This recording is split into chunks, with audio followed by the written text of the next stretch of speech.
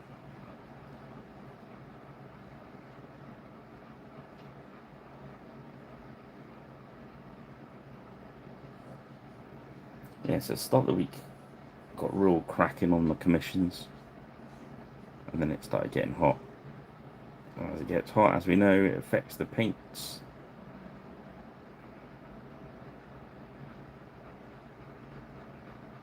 So things act differently to the way we expect them to.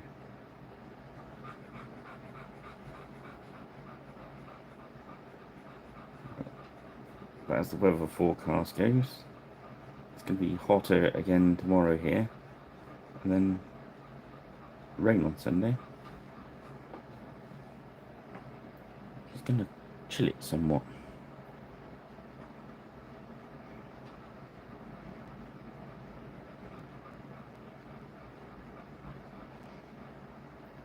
Yes, tomorrow should be fun. They've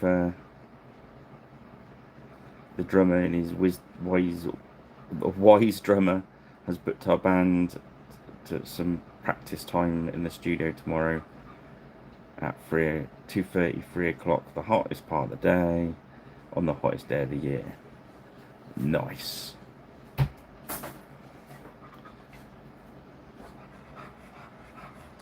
Yeah, one of the big things you notice is the speed the paint dries out even on the wet palette. And I've tried all sorts. I've played it on a dry palette with paint retarder. The only thing I kind of do is I put smaller amounts out and just put a bit more medium in it. Work the colour, knowing you're not going to be able to come back to it.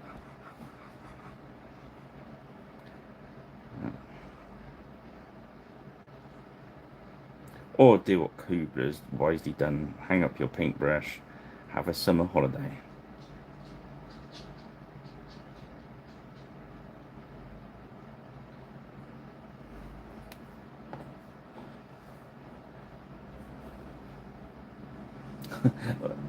That band, we do covers. It's all like rock. It's a three-piece kind of Cream, Hendrixy kind of rock covers. Do some newer ones, but not many.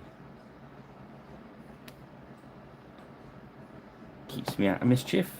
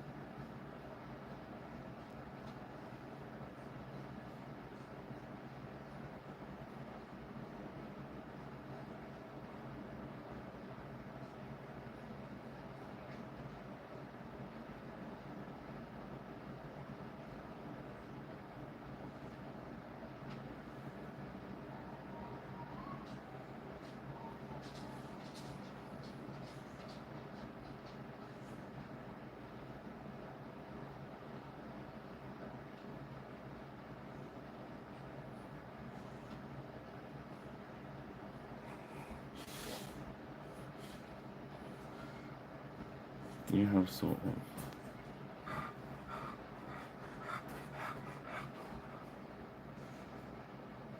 of just covers bands really. Our band's called Big R Spiders.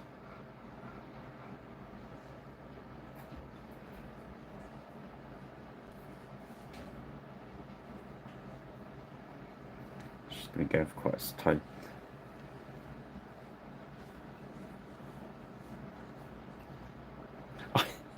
Do you know what? I looked across then, Cubes. It said, I read it quick between a breaststroke there, and I read it as, but I did reorganize my pant storage, and that cheered me up. We're a lot happier now that we know it's paint storage.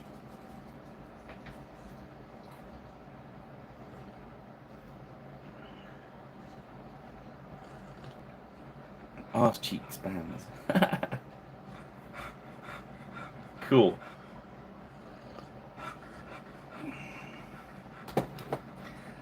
Well, there, Ben. That's quite fitting with big ass spiders. We've named it that years and years and years and years ago when we first started it, because I was into B movies and arachnophobia had just come out, and we called it Big Ass Spiders. So there was three of us, and we had like all the logos are like big spiders. And then the film Big Ass Spider come out, and they actually contacted us to, and they asked us what our name was, and we sort of told them. Well, some idiot in the band told them, and they said, "That's okay. Our film's called Big Ass Spider." And then they contacted us after that was got us a semi-hit, and said, "Oh, do you mind if you?" And I think because they'd been Big Ass Spider, they called it Big Ass Spiders anyway. Plus, it's not really a copyrightable name, I don't think. But hey ho. That's the second time that's happened with our bands.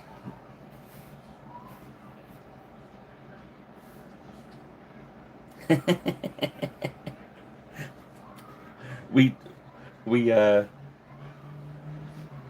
we formed a band before any of us played at the pub. We mapped out our career and called we were going to be called Going Nowhere, and our first album was going to be called Going Nowhere, Going Nowhere, and then we were going to do Still Going Nowhere and Going Nowhere Live, and they were the Going Nowhere tour where we went nowhere. I think it's got a lot of legs in it. I might actually form another band.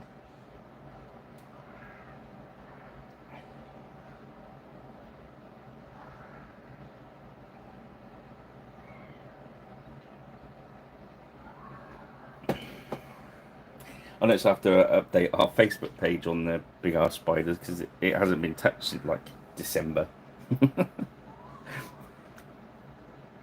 Okay, so I'm gonna go back over with this white. It's a nice.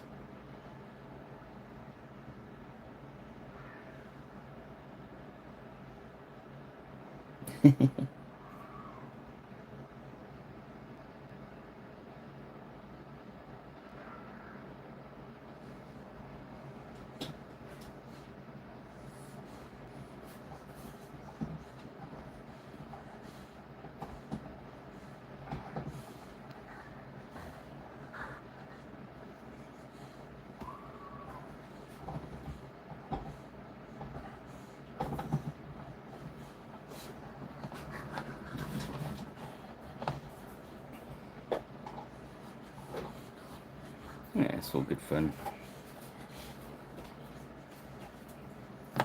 So just gonna go and make this a like solid base for the white.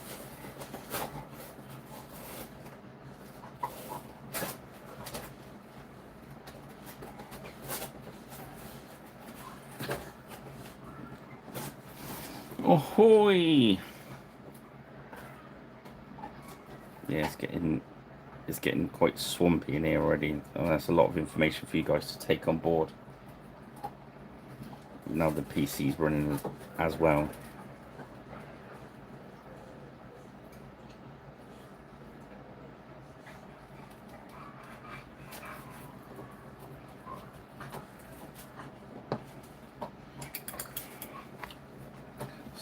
Grab. I'm gonna knock the camera. Sorry, guys. Let's grab the Crusader skin. Yeah, so Empire of the Empire of the Dead. Don't know if any of you guys have played that from West Wind Enterprise, isn't it? West Wind Games, something like that. Is it West Wind Production? It might be West Wind Productions. I can never remember.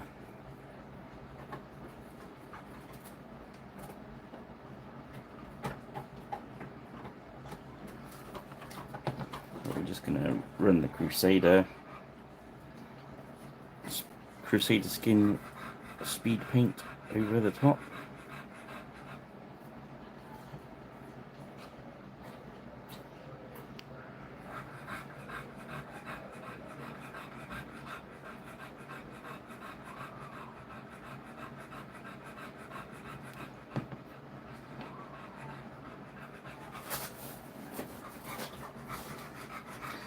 Yeah, with the heat and the slowdown on the process of the painting, I didn't manage to get to Beast Towers this week.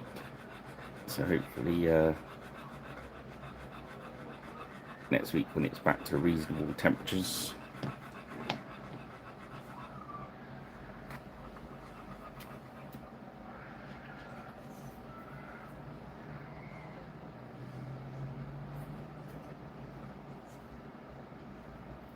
We can carry on.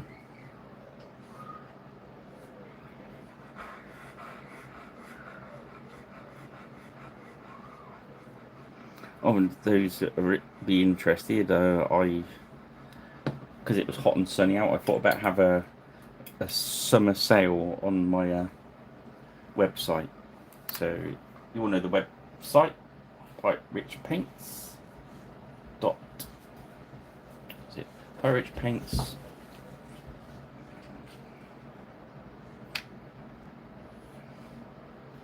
There we go. Pirate Paints .square.site. And if you spend £50 or more and put in the coupon code HOT20,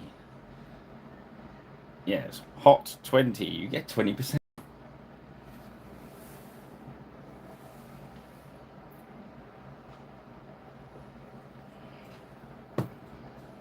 So if you want to clear out all the Osprey rules sets,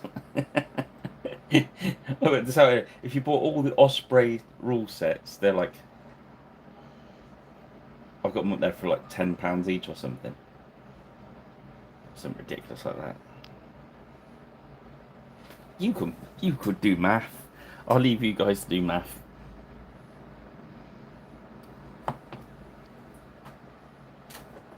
I've been dipping it in and out of the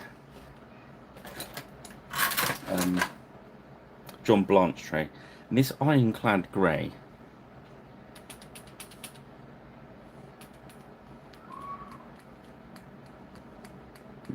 blimey, Rich.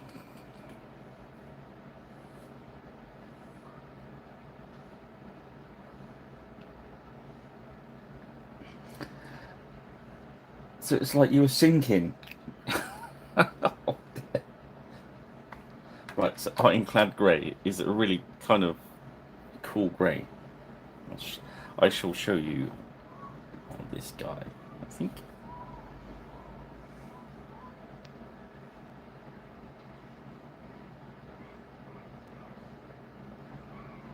I've noticed they just seem to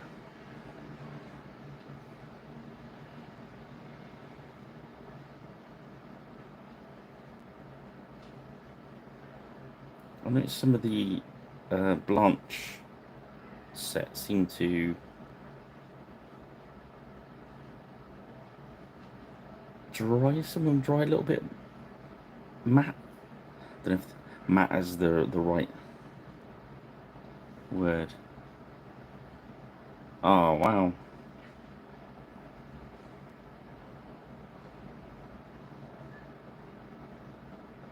What a bugger, Rich. Could have been down for your holiday, wouldn't it? Bloody hell.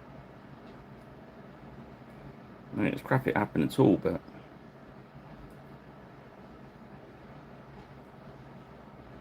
the dark grey in the ordinary Fanatics just isn't quite dark enough.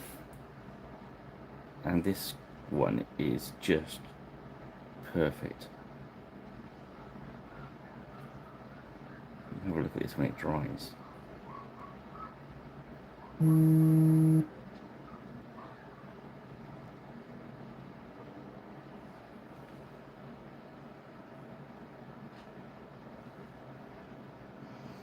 It's a real sort of proper dark grey.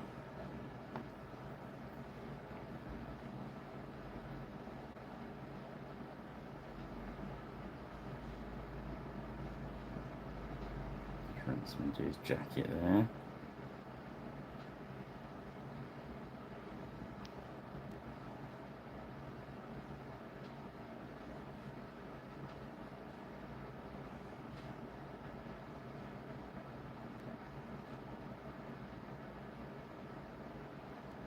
Yes, these will be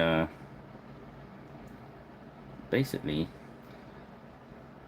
put to use in my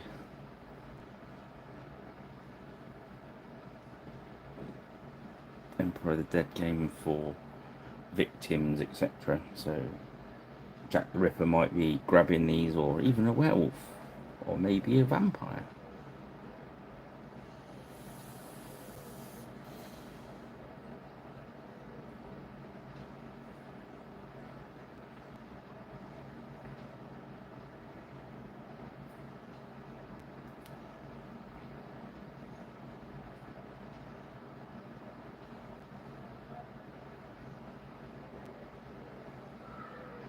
You could even use them for one of your Napoleonic games, I suppose.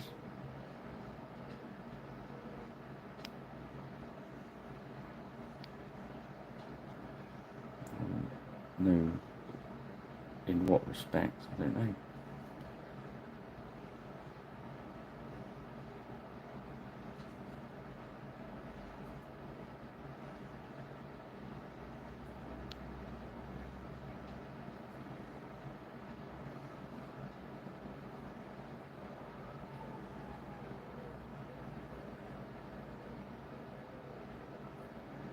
I'm just using a few of the colours on the different models whilst it's still liquid. You know what I mean?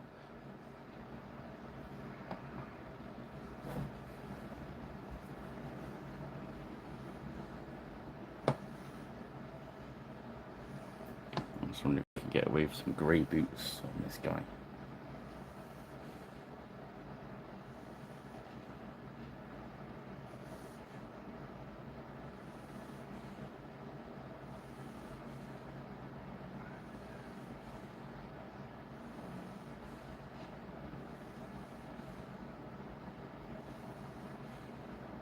Just keeping that medium going.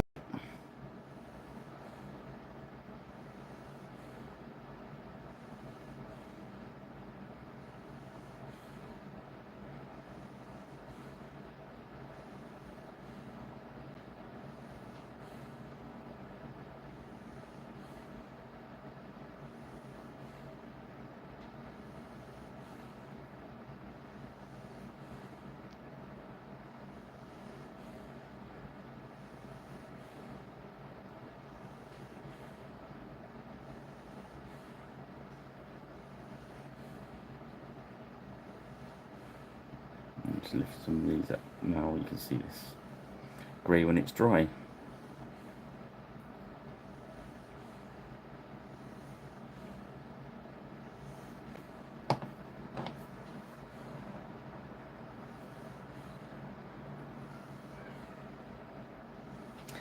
It's a little bit more like the AK interactive paints. That sort of feel to it. I don't know if I'm allowed to say that, but I did. Right, so next we're going to do our next layer of white. So we're going to jump up to bony spikes.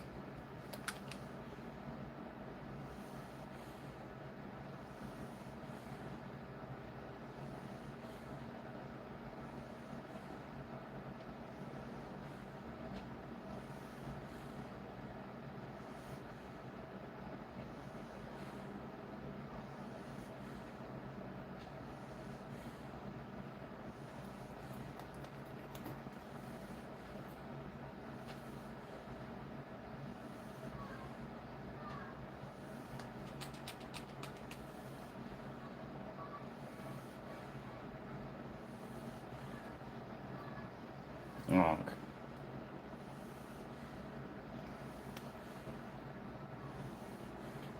so we're going to go bony spikes, and those first bits of white, which we did in the ancient stone,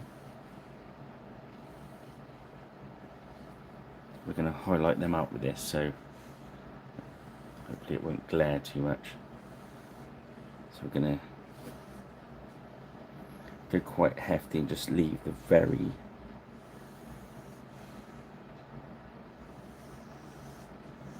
deepest valleys in that original colour.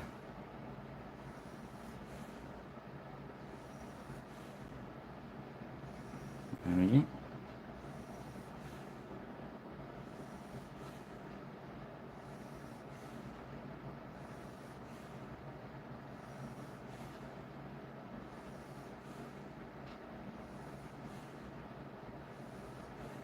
Was that Colin's new sculpting mission with the buildings and stuff?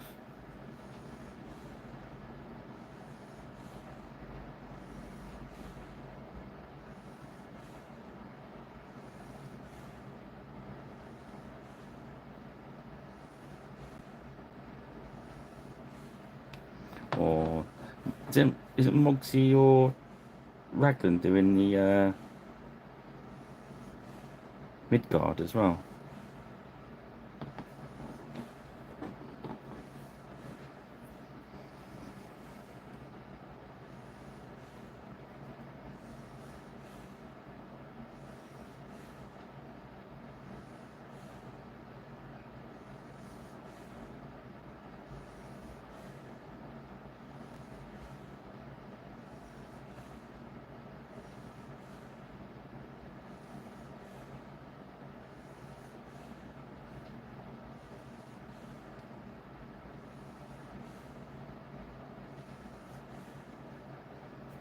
Yeah.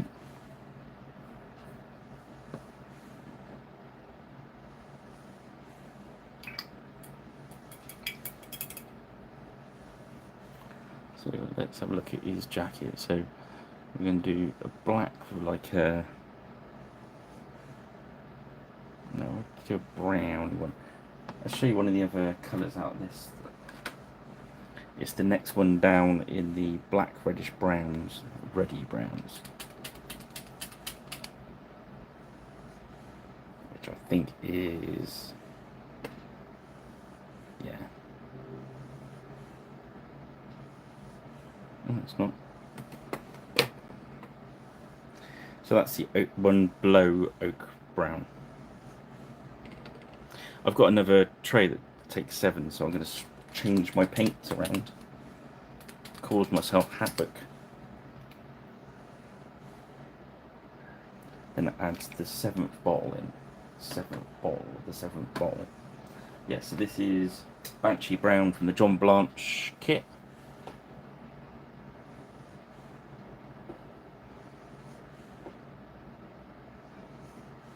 It's a very GW style kind of, is it Rhinox hide? I think Rhinox hide, something like that.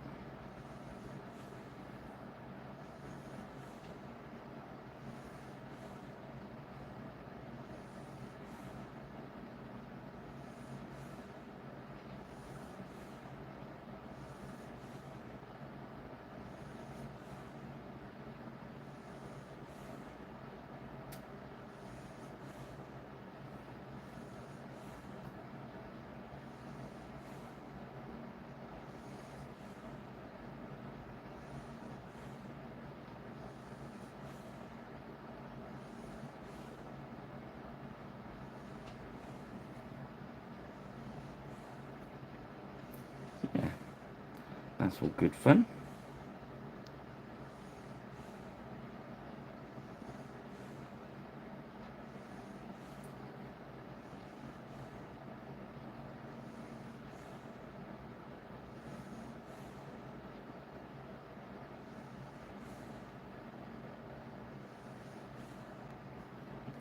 Medium going in,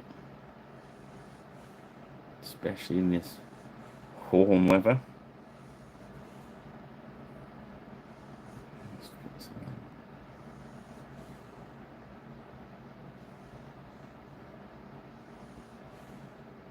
Add a little bit of longevity to the painting, an awful lot.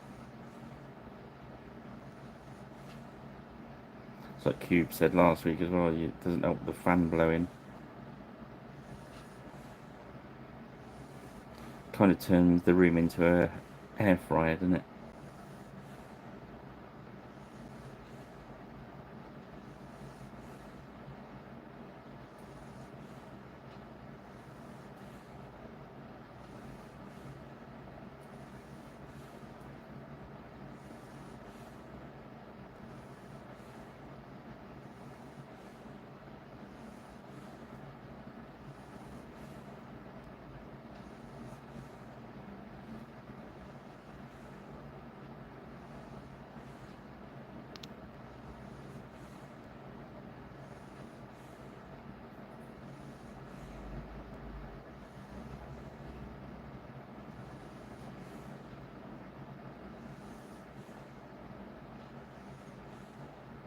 Yeah, I'm not sure if they've put something different into some of these blanch paints. I wouldn't have thought so, but they do seem to react a bit more like the old paints did when you put medium in. You know, they really start working.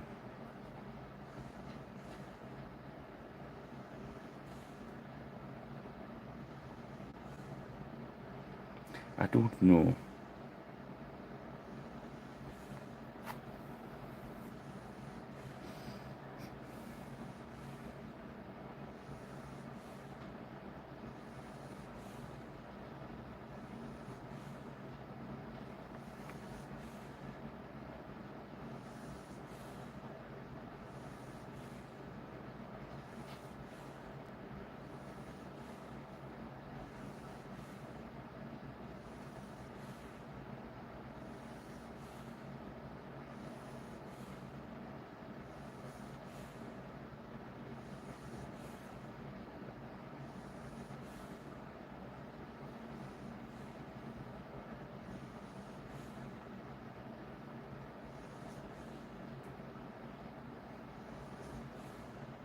Yeah.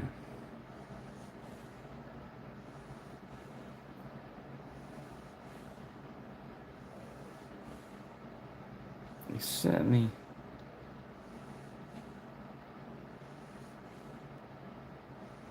do dry for me.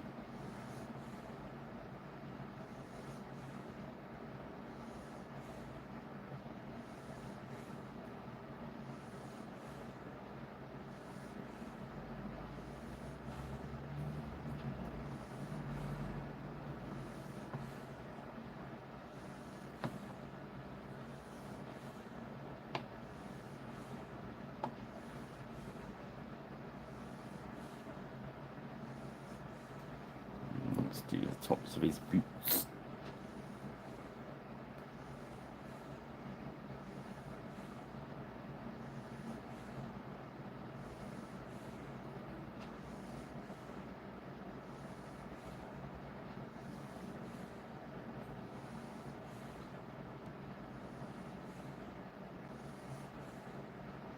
Yeah. So I assume you guys haven't been up to much and really. No Kubler's sort out his pants drawer, but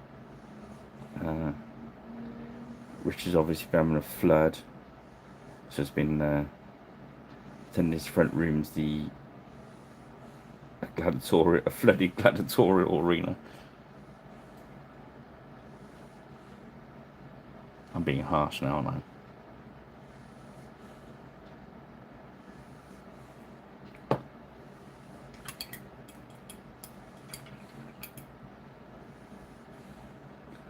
I just got that picture where they flood the is it Colosseum, isn't it? They used to have ship battles in it. I could just see Rich setting up a little one in his front room with his missus telling him off. Get down off the sofa. It's not a ship.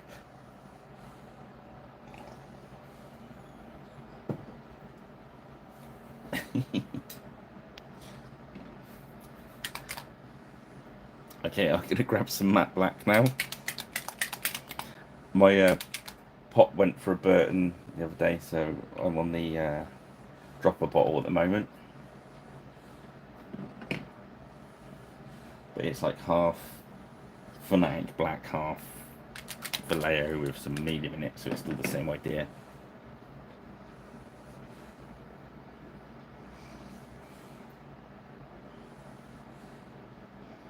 going to let this do some of the heavy lifting. We're going to hit some boots.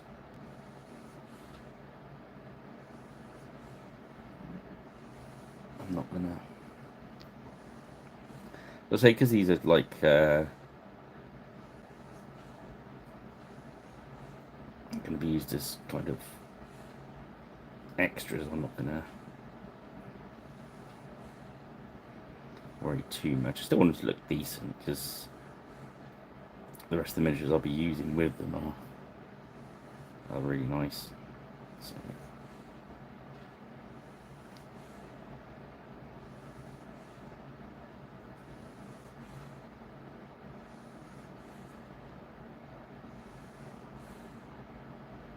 I was trying to think what other games you could use them in where you kind of use gangs. You have a really posh gang in it.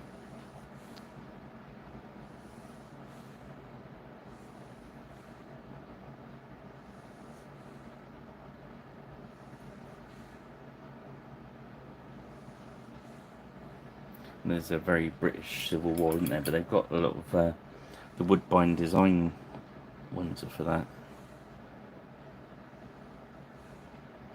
I'm going to grey his trousers up in a minute. Let's give him a nice black hat.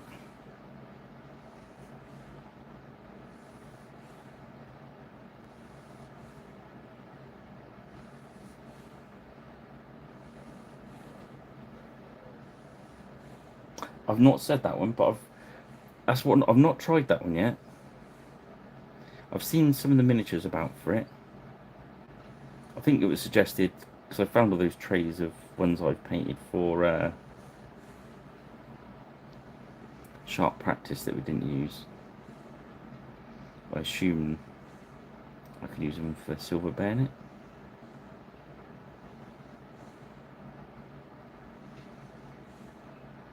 My friend was in a film as an extra a while back that was like silver bayonet, probably about 10 years ago. I was trying to remember the name of it. It was like a zombie napoleonic. I can't remember the name of the film.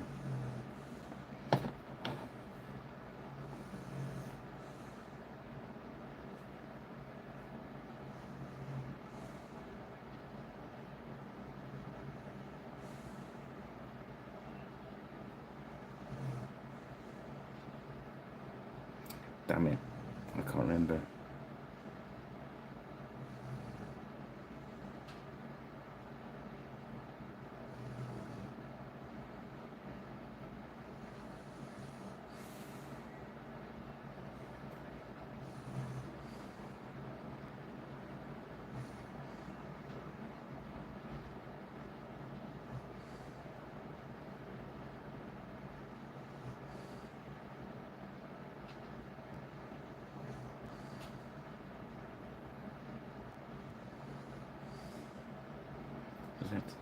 Take a lot longer over yours if you're going to paint these, because they are worth it, because they're lovely miniatures.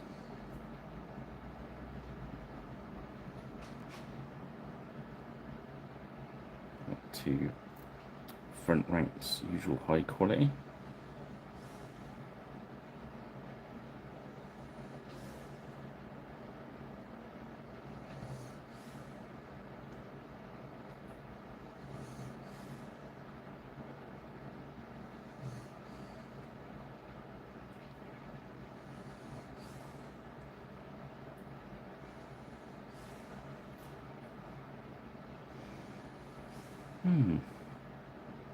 I saw Modifius have got a moving sale. They sold a lot of stuff though. Really, some of it was really cheap. The John Carter stuff was really good price, and you got the Star Wars stuff. That's on there.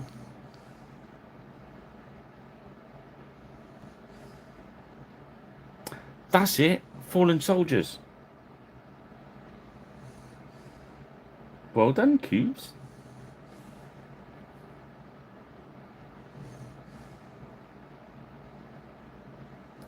I think he was supposed to have a bigger part, and then when it got edited, his part shrunk. But that's kind of the norm in it for. Yeah, I'm sure it was Fallen Soldiers. That rings a bell.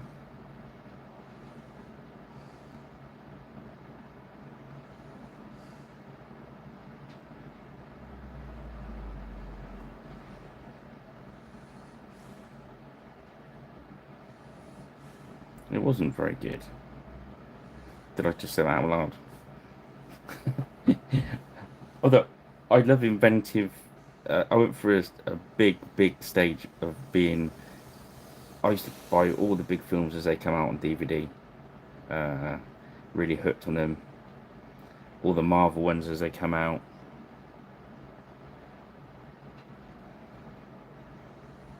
It's a period of time you'll never get back though. Cubes don't. If you've got anything important to like reorganising your sock drawer.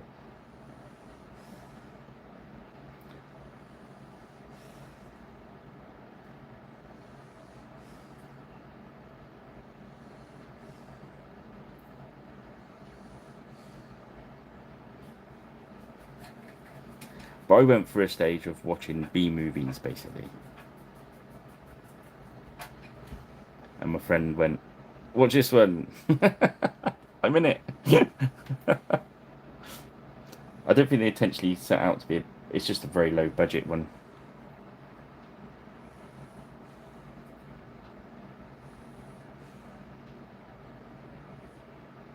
I got very fed up of spending 20, 30 quid at a time on DVDs, sorry, Blu-rays, whatever they were, as they came out, and the films being really poor. So I decided to go back to the 80s and my love of B movies and watch those, because when you spend, I was buying these B movies for a couple of quid at a time and watching a lot of movies.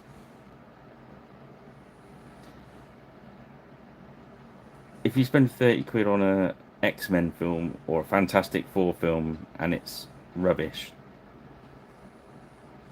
you feel aggrieved. If you watch a film about a giant crocodile fighting a giant alligator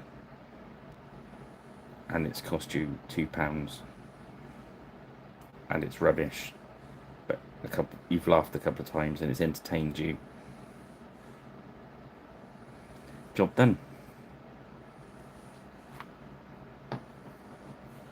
That was my way of thinking at the time, in fairness.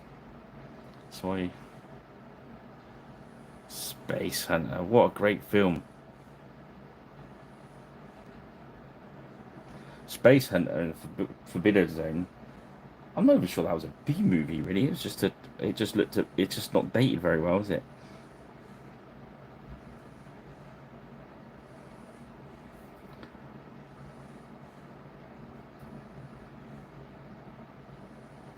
There was one that was filmed. I live in Swindon, and there's some hills near us called the Downs.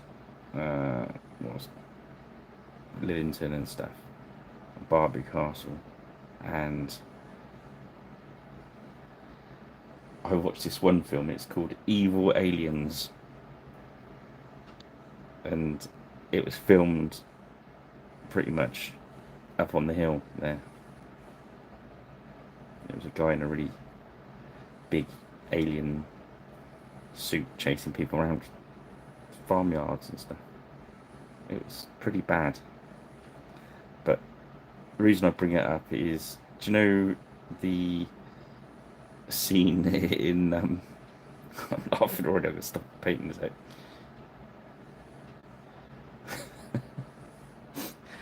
The scene in The Vicar of Dibley where she's in love with the guy that plays Little John, and she's walking along the path as he jumps in the puddle and disappears into the puddle. They pulled that in Evil Aliens, man. Yeah, you can see it coming. It's not. It's not even a sport. That's not even a spoiler. It's just like Mars Attacks. Yeah, see, that's not. Weirdly, Mars Attacks, right? Is it's always on late at night when it's on telly, and I always fall asleep through it. So I've seen different bits. I don't think I've ever seen the film all the way through.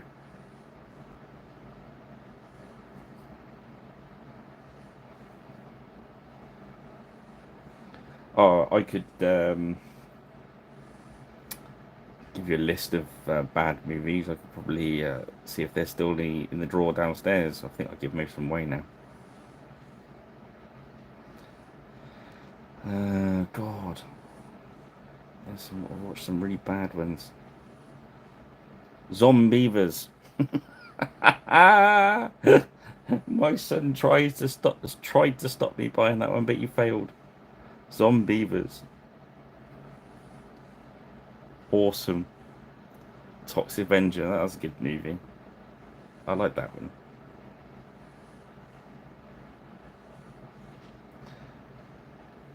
Well, Toxic Avenger is like RoboCop with no budget. It's, go and film RoboCop. Yeah, you got £20 to film it. On here's a rubber mask to use for the main character.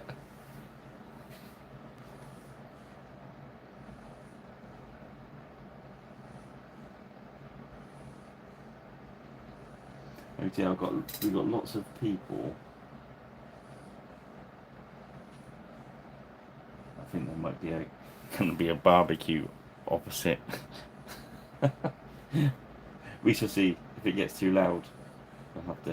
I'll have to make a decision whether to end the video or close the window.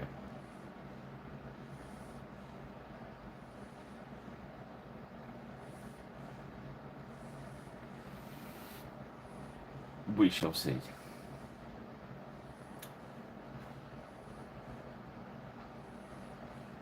Oh, that's it. Go away. Go away to the pub.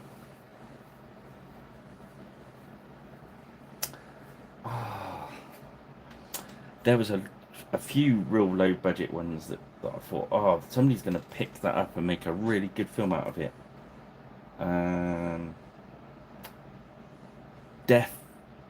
Deathgasm or something like that. It's like a zombie film with the heavy metal vibes, but instead of zombies, they're demons, and that was good.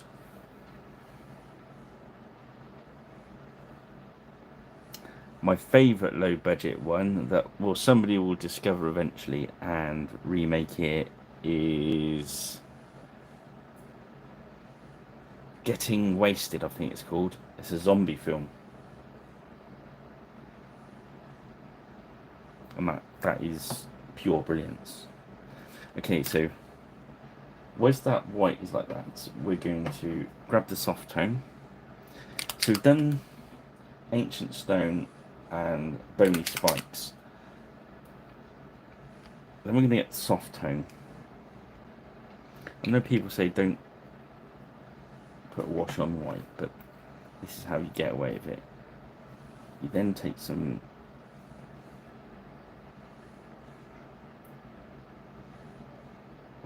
medium in your brush and you hit it into it. So we're looking for it not pooling anywhere, because it doesn't need to do a lot of heavy lifting because they're kind of creamy looking white anyway. So go back in and wick some of it away. There we go. So I'm going to leave it like that. Or if you don't like this way the soft tone looks, this is going to make it a little bit dirty, you can use the sepia one as well.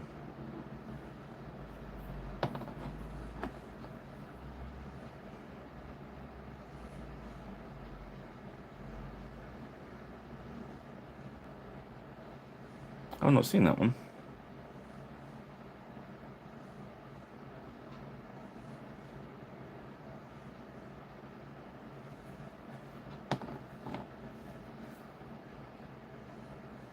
What's the one with the lorry called?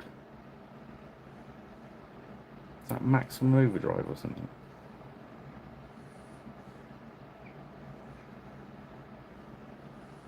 I've grabbed the wrong one there. Flesh tone. So I did get some water. That was me checking. So get some water on there quick. There we go. Now I'm done.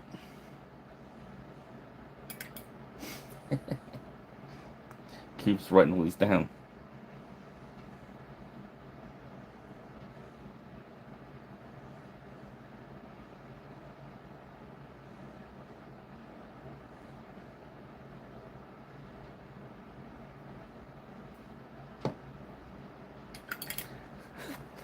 I just post them to my mate, and yeah, he's got a really bad chest. He does struggle to breathe sometimes, and I've got a habit of making him laugh, and I get told off.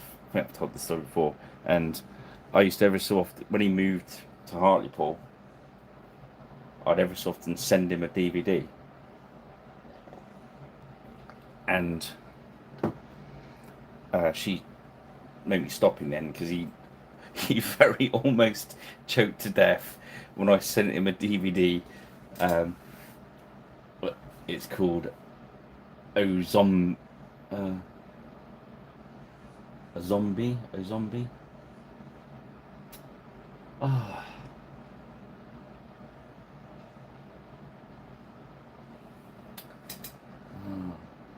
a zombie.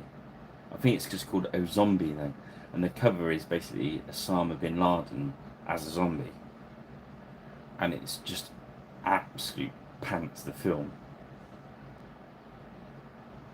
But the cover's very funny, and then the ending is just so funny.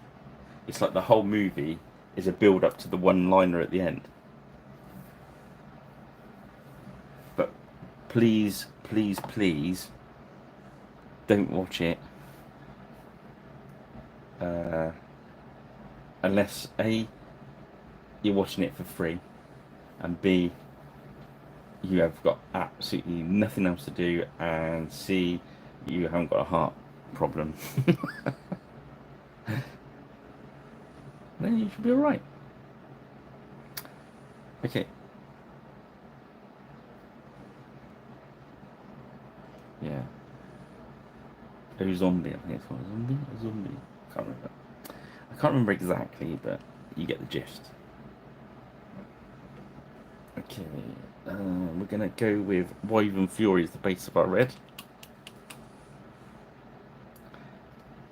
It's funny you should say that.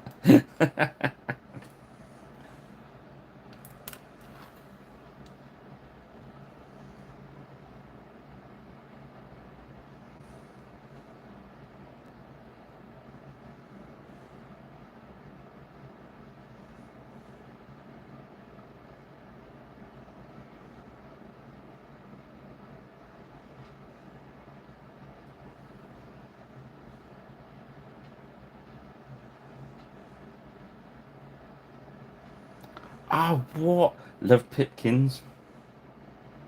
Hartley Hare was so naughty.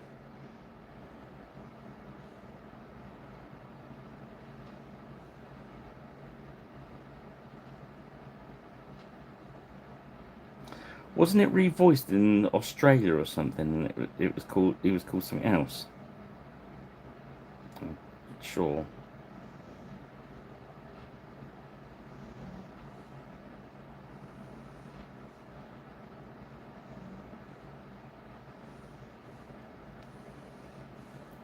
Pipkins was. Yeah, I don't think we'll ask Rich. In fairness,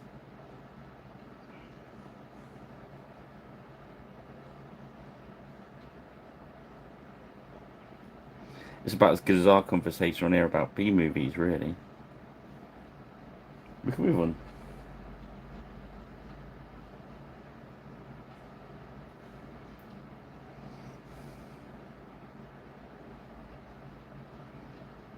It was on Amazon earlier, I think it was Amazon. They're advertising the cartoon Dungeons and Dragons.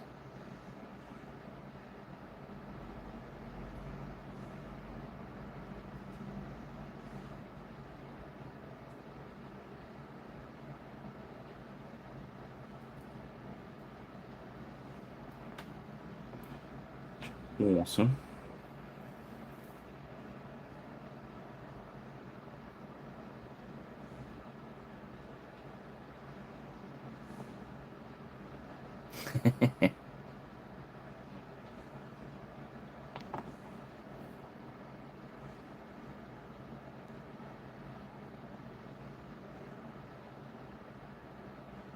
Not at the time, but I think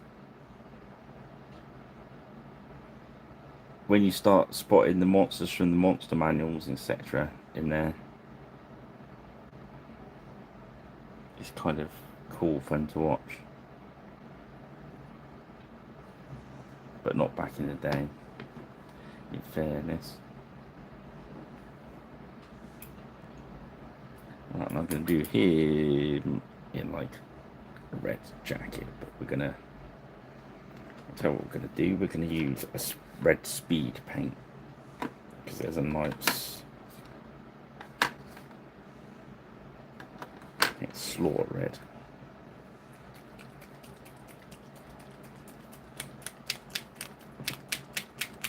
No, we won't. We'll build it up from Abomination Gore. I just thought if I do him as speed paint, it will look a bit different to the others. And although I'm not worried too much on the quality of these paint jobs, I don't want them to look different, if you know what I mean.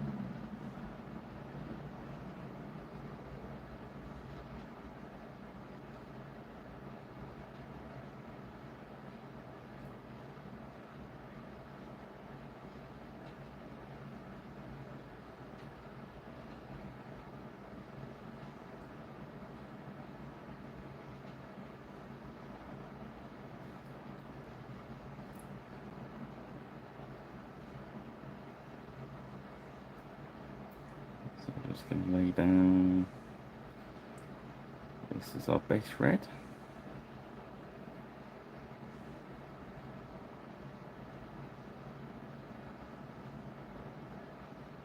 So I mean, this is from the Ordinary War Paints line, and it's much more akin to the Blanche paints, as when you put the medium in it, if you see what I mean.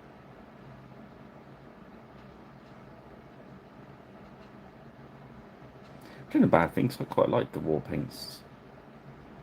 I would have quite happy carried on painting with those.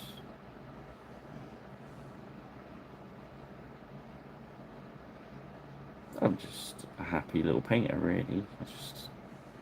It makes me happy. That's why I've been grumpy this week. I'm not being grumpy because of the heat. I'm being grumpy because the heat affects my paints.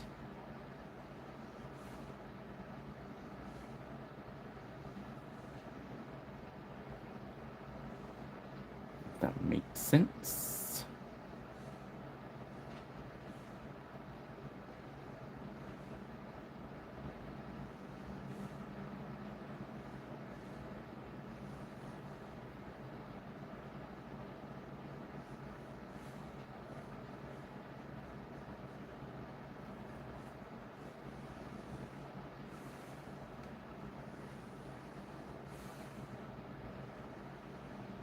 Yeah, it's weird because coming into the week, I was really smashing through the commissions, and I was right ahead of it all. One of them I was like a month ahead of time. He asked me to hold back, so you know what I mean. I was just flying, and then it's become a bit of a disaster. But hey.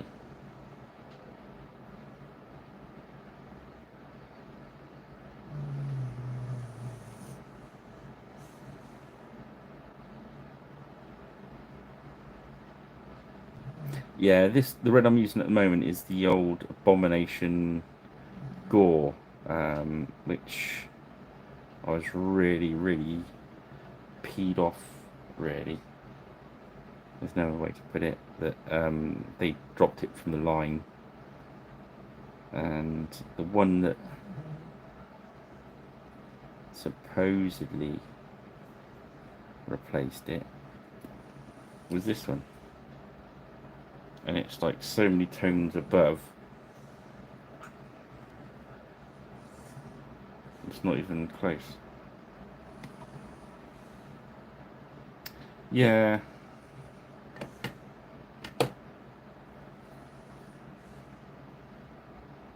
it's my go-to base red colour for pretty much everything for absolutely ages, and of course I couldn't believe it when they brought the new line out and there was no replacement for it. I thought, oh my god.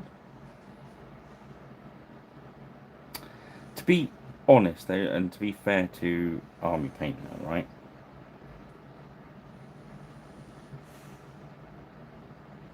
I would go up the in my triad from this colour, and believe it or not, going up from this colour, you get a pretty similar result, but you're supposed to go up from this colour. You see how now it's drying out? It does look kind of similar, but when he's dry, I'll put some of that on there so you can see the difference. I think some of it's in my head. When you by the time you've got it painted, it does work. But if it doesn't work in your head, sometimes it just doesn't work, does it? Okay, so I want him to have that naval blue look. So we want to sort of use.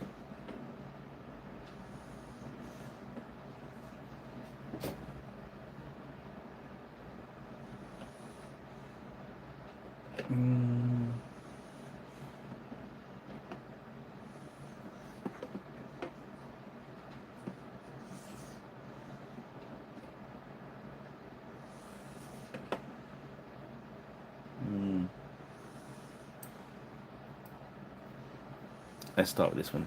Deep Ocean Blue.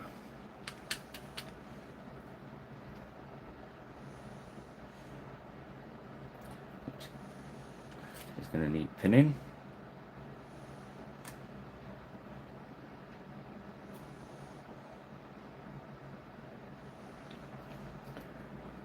I want to sound the sun. Should have been right, I used it earlier.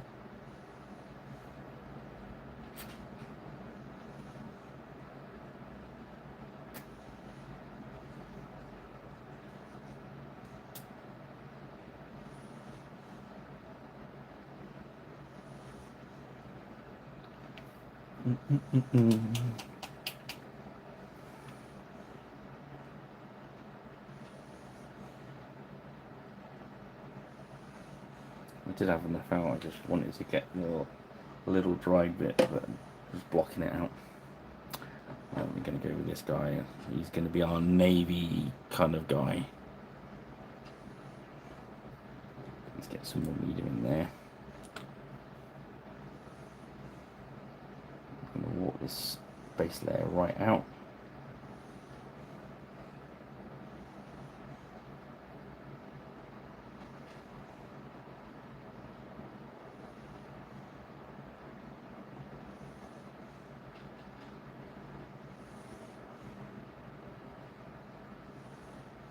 Oh, pardon me.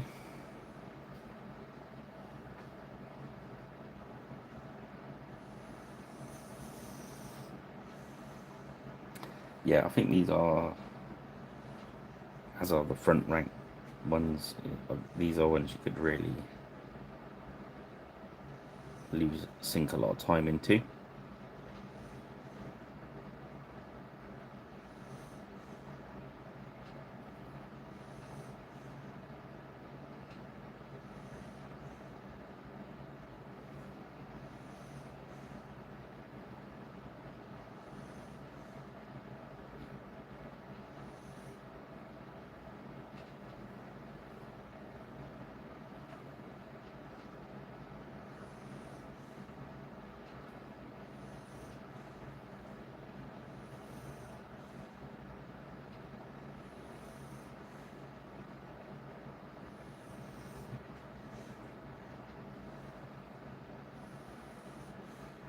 Yeah, this was a little bag of miniatures that I got from Griffin Beast when they first um, acquired Front Rank. So there's like some British Line Infantry and some Highlanders and that sort of thing. A couple of commands. So I remember I did set up, I'll see if I can find it somewhere, a painting guide to do the British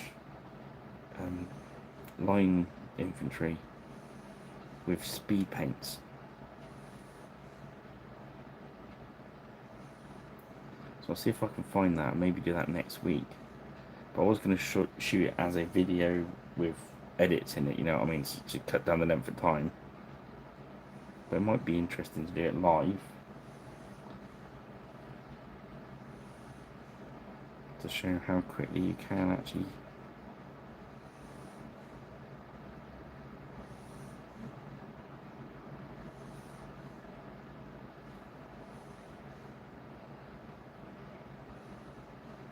what I shall see about sorting it out. That might be a good.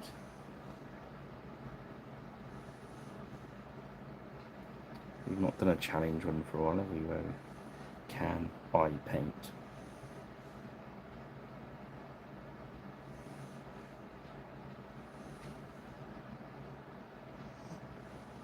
Okay. And I think his waistcoat could be that nice dark blue as well. Yeah, I got it all ready, Coos. Oh, Richard, tell you, I'm terrible. I get all these things ready, and then somebody asks me to do something as a rush, and I put everything on the side burner and then get sidetracked. And I've got the memory of a very, very senile goldfish.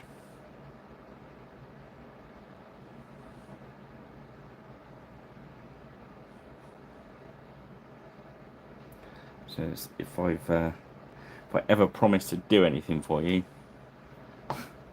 and it doesn't seem to be getting done, it's not because I'm being lazy. It's probably because I've forgotten. So, you know, if that ever happens, do remind me.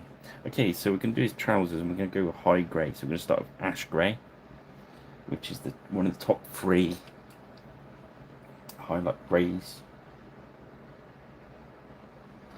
Probably won't see a lot of difference on this one to the Xenophore highlight undercoat that we used. Let's have a look.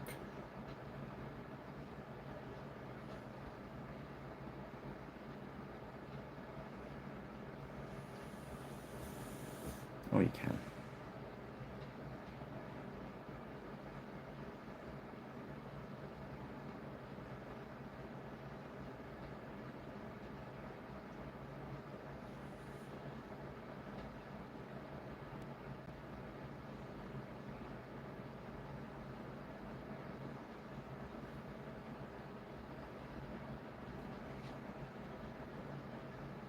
So yeah.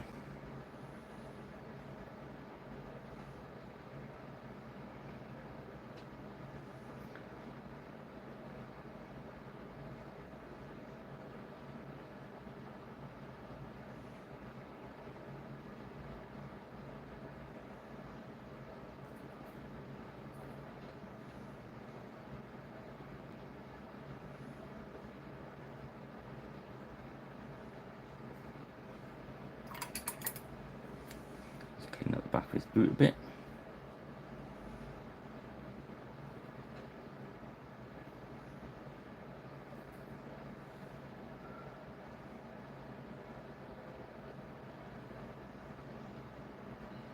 Cool. Is there any other greys going on? No, I don't think so.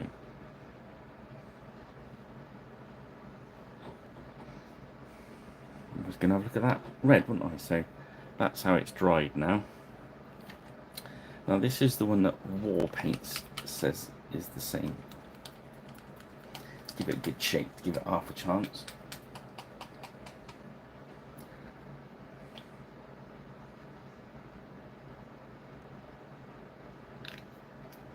Now I'll lift up the palette now so you can see the palette.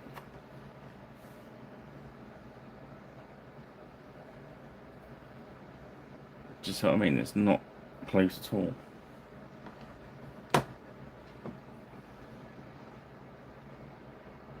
Let's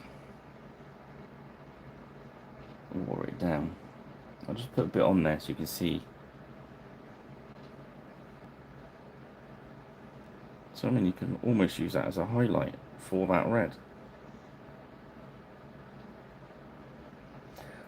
One of the things I'm wondering is, I noticed a lot of the studio painters, they use paint from a black base. As you can tell, yeah, he's got a black hat on. Here we go. No.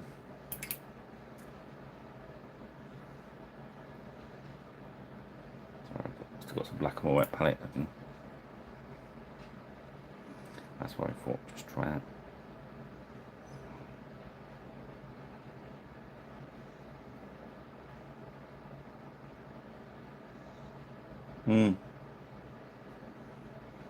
Yeah, I mean the one on the right is the warm reds. So you're right. It's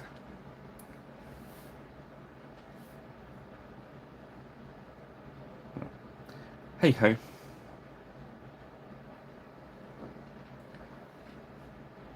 So I forever have slightly unhappy moments when I'm using the reds. But let's build this red up from the Wyvern Fury to show you, because the pure red's changed as well, but the Blanche, there's a red in the Blanche that's more like the old pure red.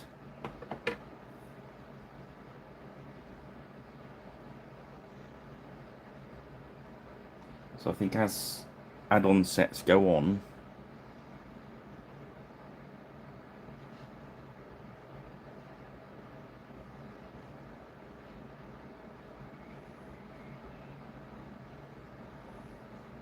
if you go quite heavy covering that base one up, it does actually, that Wyvern does actually make a good base for this red.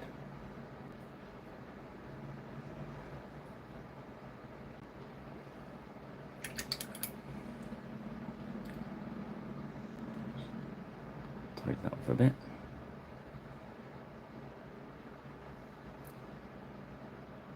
You see that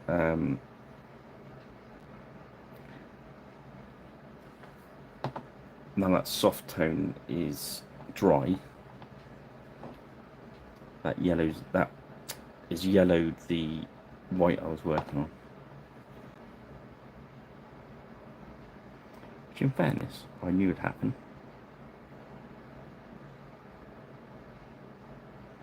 Because we're going to put our top highlight on yet.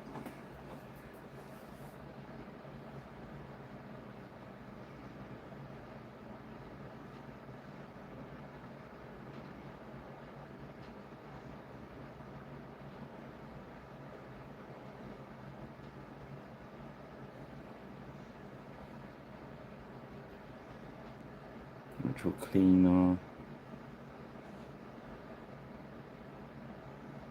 whites back up, if you know what I mean. Barry Scott them. It's Barry Scott now. Is it Barry Scott? Slid bang, wasn't it? Other cleaning materials are available.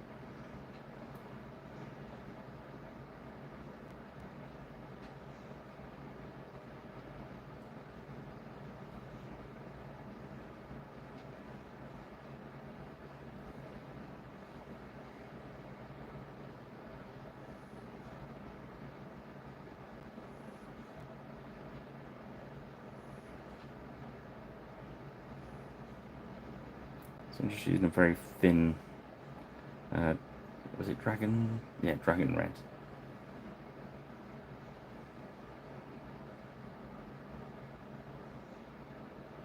Just leaving the valleys and that abomination gore.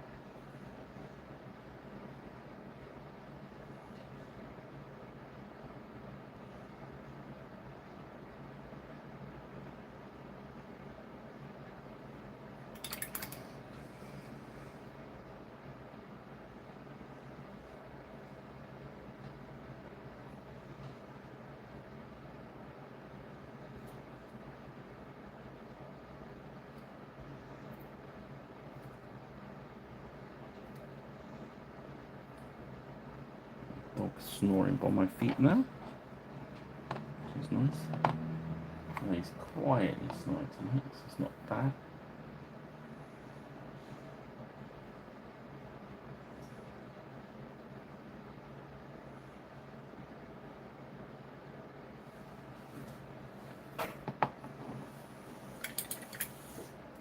So rather than going to pure red up there, let's grab the red from the Blanchy one, which is a vivid red. It's not attached to any of the triads on there. Fiery vermilion. I do actually like the colours in the Blanche set, in fairness.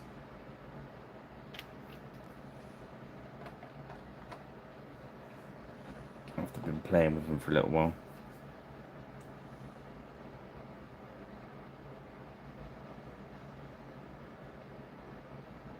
Do fill some nice gaps.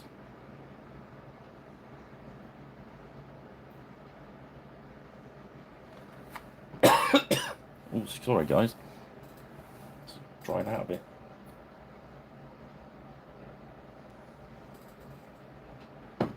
Aha.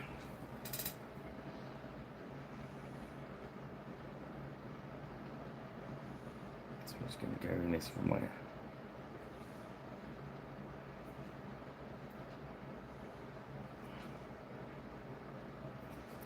I think it was an absolute genius stroke by Army Painter to get Mr. Blanche on board to do this.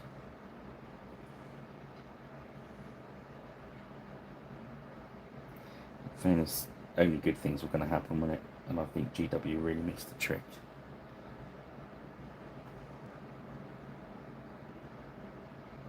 But hey.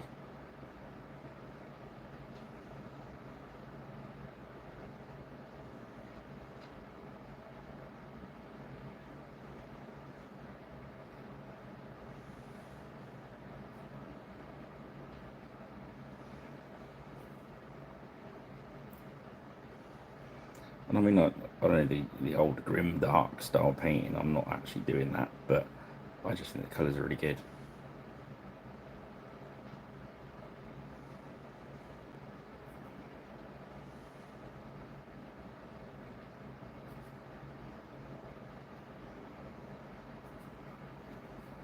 Even the washes are quite, they're all interesting paints. I think that's important to say.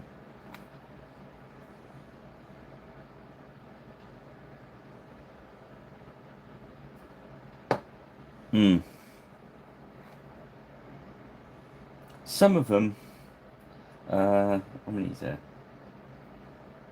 So it's 4, 6, 7, 8, 9, 10, 11, 12, 13, 14, 15, 20, 22, 23, 24, 25, 26, 27.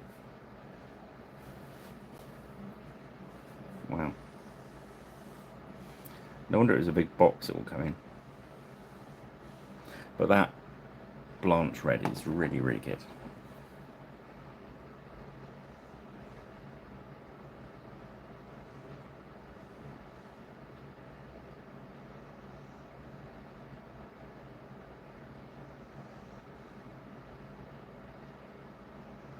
I mean, some of them I've not used very much, in fairness.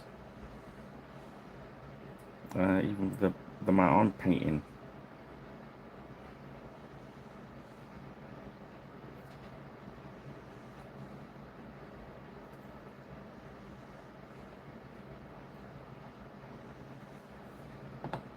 It does seem to be the very highest colour that I use less. Obviously, it's for the highlights. Well, that's 27, then you've got the metallics and the effect paints on top of that.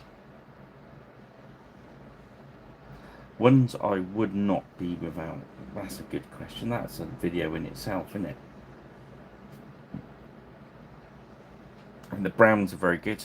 All the browns. You can't have enough browns. Brown's really important. And then there's what? 1, 2, 3, 4, 5 browns? Yeah. Mr. Blanche picks out one that's missing. Fair play. Fair play. Okay, let's step that one up with oak brown.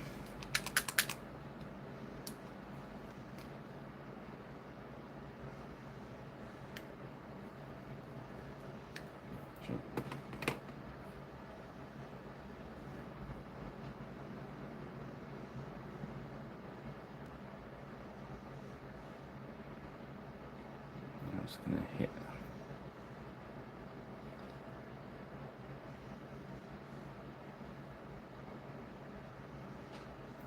those peaks, not the troughs, not the valleys, sorry.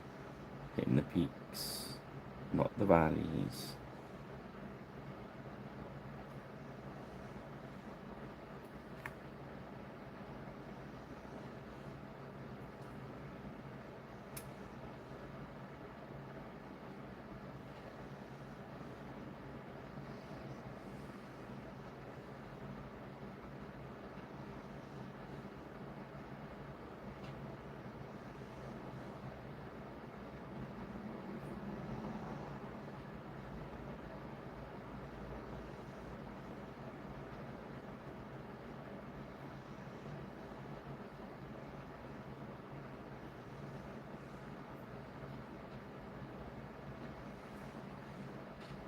Just keep working it around, working that medium in. So really that was the darkest in the official browns, and we're using it as our major highlight. Or our mid-tone, really, not highlight.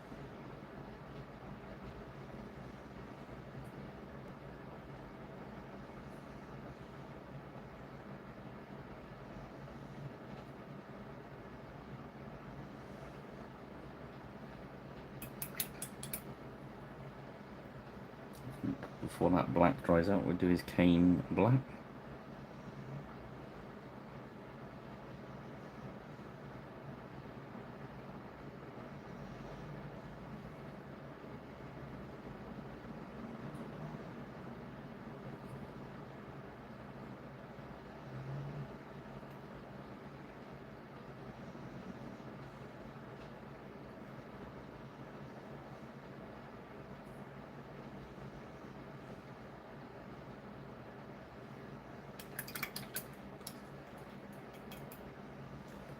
And we'll use a highlight at the top of his boots.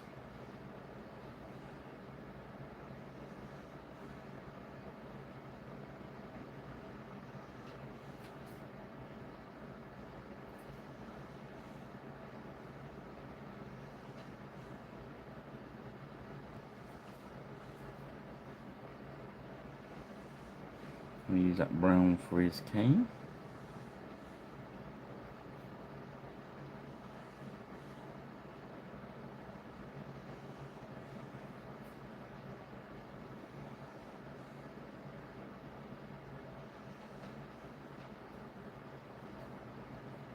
And the we'll put like a gold top to his cane.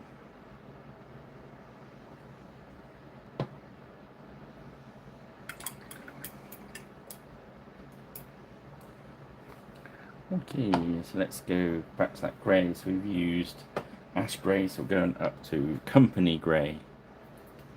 And these are really kind of very white, these ones.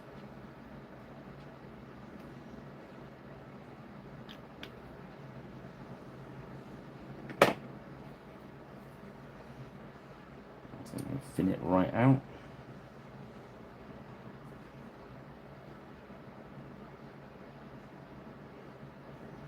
I'm going to hit all the highs.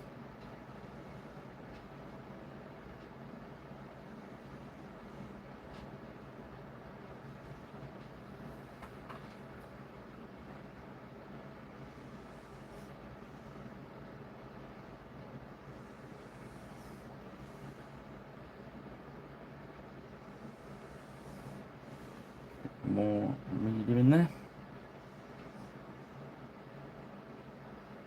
It's going to help us blend. The thinner that paint is, the more chance you've got of feathering those blends out. Okay, we'll let that dry out. No, we didn't use the light greys anywhere else. We could have used it on his gloves, couldn't we? No, we want brown gloves, really. There's another nice brown one here, so ready. Oh no, let's use that one. Sunburst Ochre, which is off the bottom scale of the yellows. It's a really nice brown. It's the old, do you remember the old round GW Potts Bestial Brown? Very close to there. It's like John Blanchard's got his old GW collection out and gone, oh, I want this paint, this paint, this paint. You watch this, this is maybe not Bestial, what was it? Vomit, Bubonic. Oh god, you know the one I mean.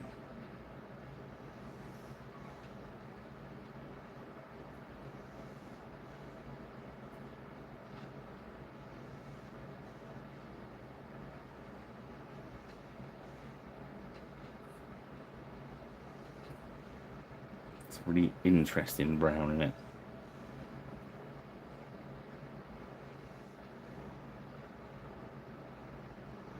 I just thought I'd have a play with some different colours tonight.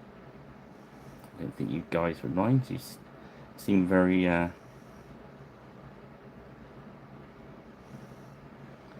cool when we do it.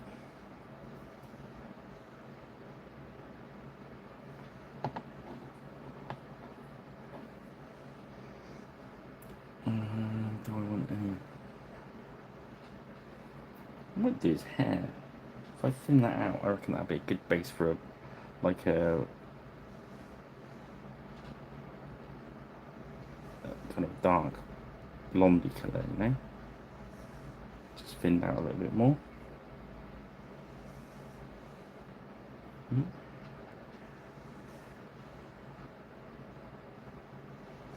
Bit more medium. That one is, oh, what this? It's actually a yellow. From the yellow line, it's the John Blanch Sunburst Ochre. Deep orangey brown. I used to mix, what was it? I used to mix to get that colour. There's one of the oranges. I used to mix to get that. So one of the yellows. I can't remember.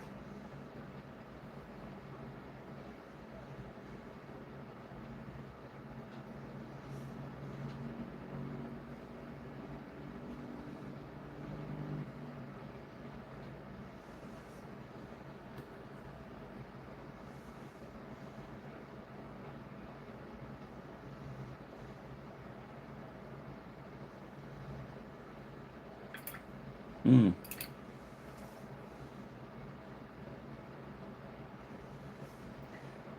They are releasing them as separate paints, aren't they? I don't know if they're releasing all of them as separate paints, or the ones that just fit into the triads. I don't know.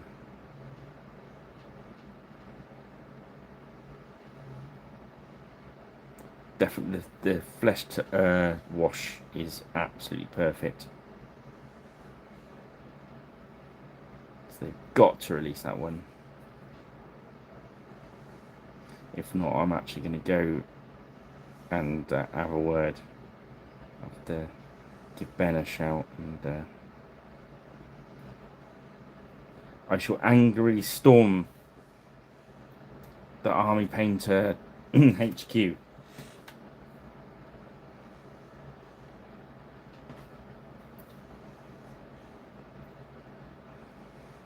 I wouldn't use it on these gloves because that looks weird. That have the same base colour as his hair.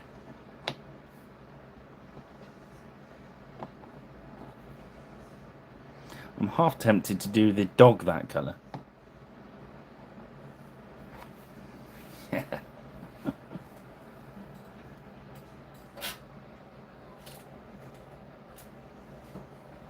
My throat's getting really dry.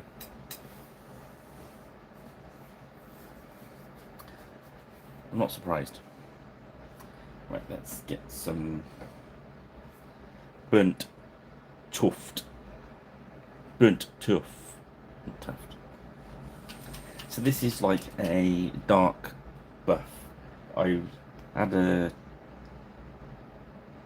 had to paint some buff coats earlier, and the one above this is exactly the same as Vallejo buff, because I happen to have a pot of that as well. And Baron June is the same. So if you want Napoleonic buff coats, not Napoleonic, like English Civil War in it.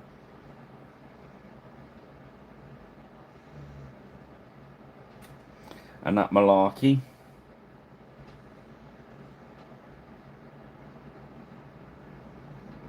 I'm painting a lot of Swedes.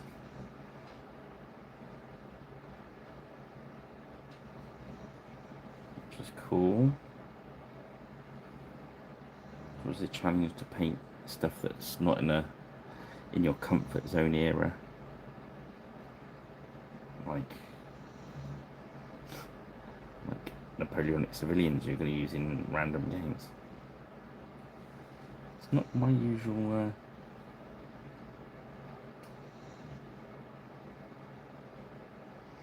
So like if we could paint in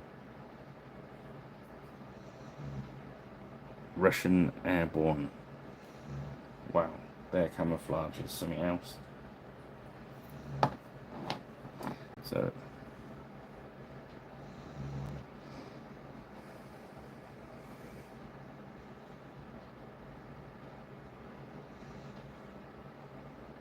just do these gloves in the same sort of as I have.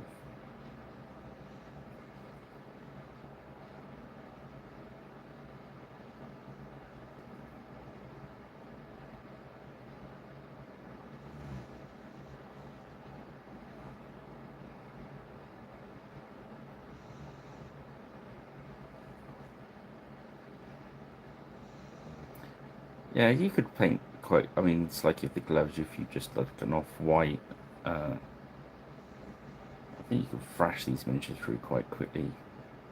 They are nice looking miniatures, but if you needed them quick, you could.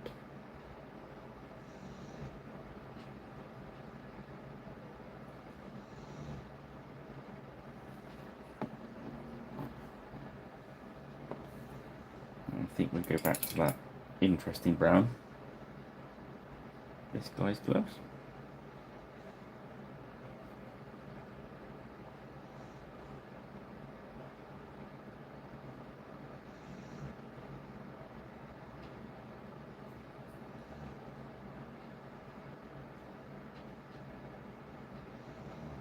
I think sometimes when you're painting, we get set in our ways, don't we, and use we get our go-to colours.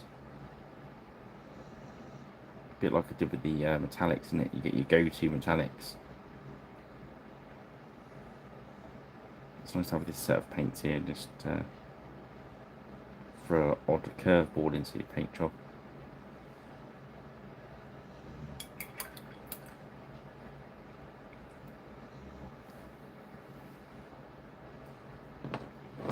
Okay, let's take that grey up to the high grey, which is called Brigade Grey.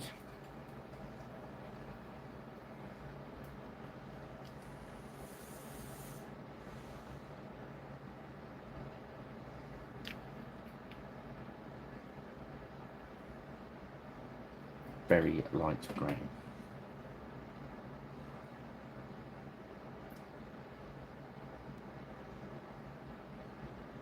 I'm just going to highlight these breeches. I want to say breeches, which we probably have no chance of seeing on camera with the glare from the light. Sorry, guys.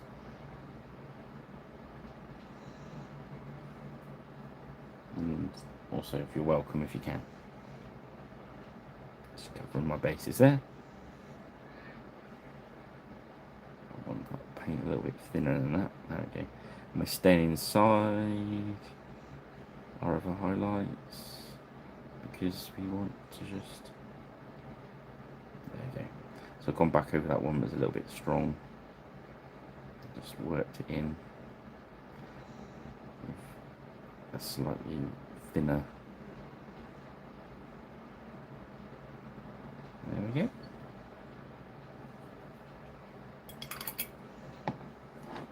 Now these guys, we've gone to bony spikes. The next one up is pale sand, which is a yellowish white. This is creamy, kind of good for wool.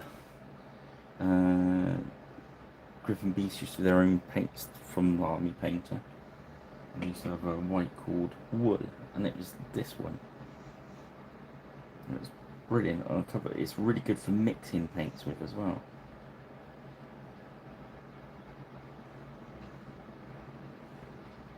I'm just going to water it down. I'm just going to work, reclaim the white.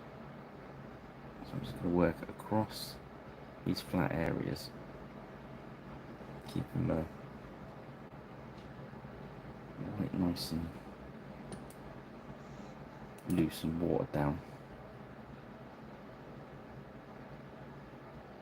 It's almost like a glaze, that sort of thickness. Look.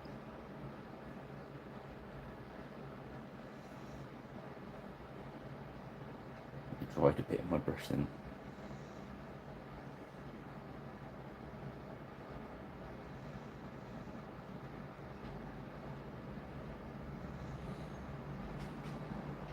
I'm just picking out those higher areas. Again, sorry guys, it's using white and that's just rubbish for the camera.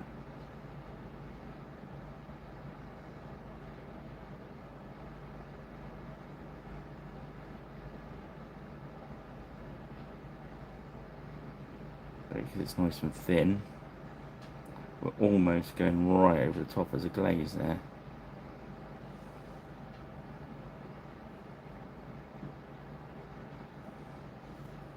So obviously as we go over, even if some of it falls down into the valleys, it's not too much of an issue because we've thinned it down. It's just going to tie it all together.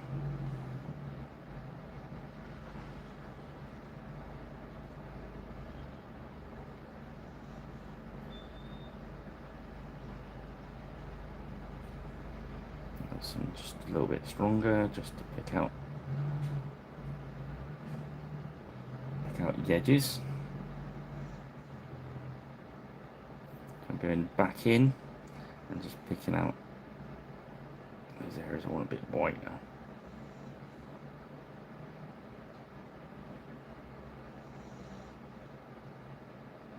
There we go.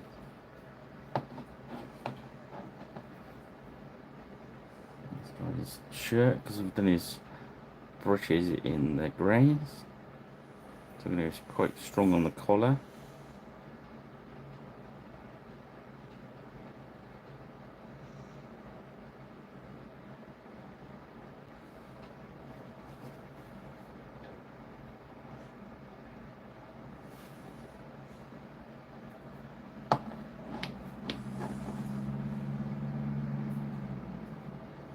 And his shirt where it's gone yellow from the wash.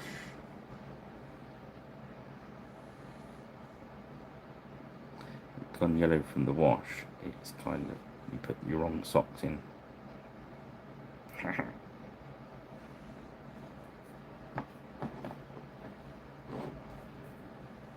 See, his trousers look yellow at the moment, so as we come back in,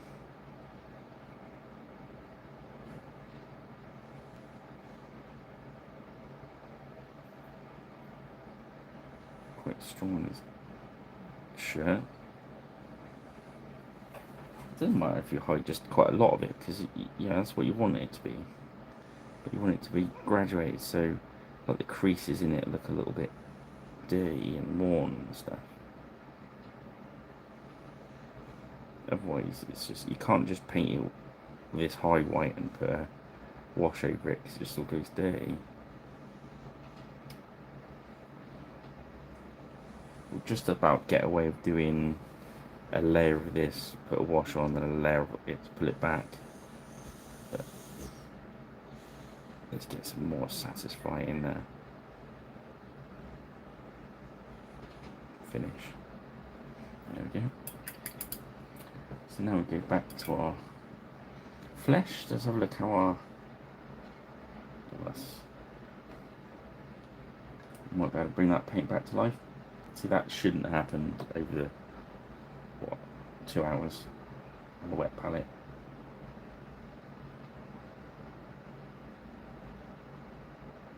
I think we'll just call it a bit medium. Yeah, that's right.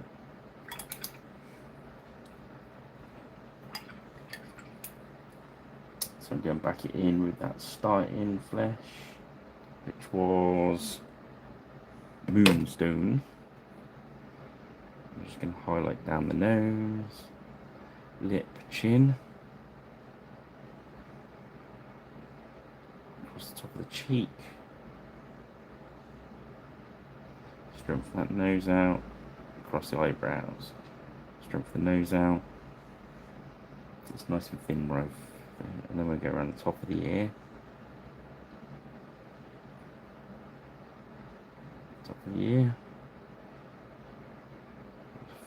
And go back and over. I'm just going to go back over the same area, so it's nose, cheekbone, forehead, chin, upper lip. That's it. Let's do it again. A bit more medium on your brush, keep the brush nice and wet.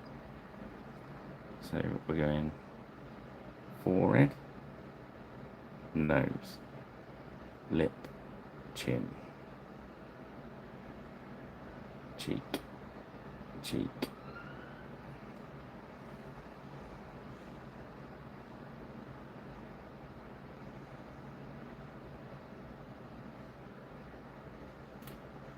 just touch on the ears there. Go back in and do forehead, nose, chin, upper lip and cheeks. Bit more medium on our brush, keep it flowing. So nose, lip, chin, eyebrows, cheeks, ears. Go back for a second pass. I'm going back for a second pass because I've made the paint nice and thin. I'm hitting exactly the same spots again as I did on that first pass. There we go.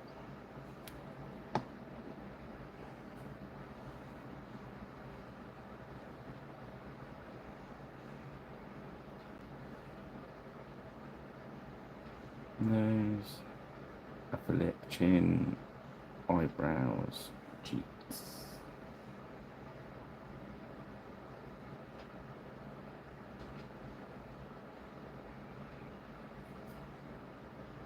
Ears, top, maybe the top of the ear. Although in fairness, because he's got a top hat on, it wouldn't really catch it, but scale shading and all that. So while we're on the flesh, we can finish it off by going to Agate Skin.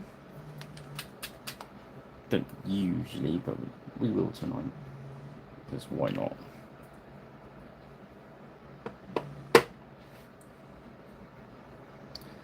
We're going to hit exactly this. We're going to go inside our last highlight.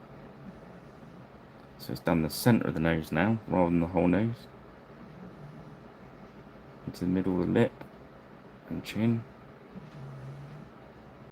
And just the top of those cheekbones. Top of the ears. There we go. Good faces on these. Front rank, always good faces.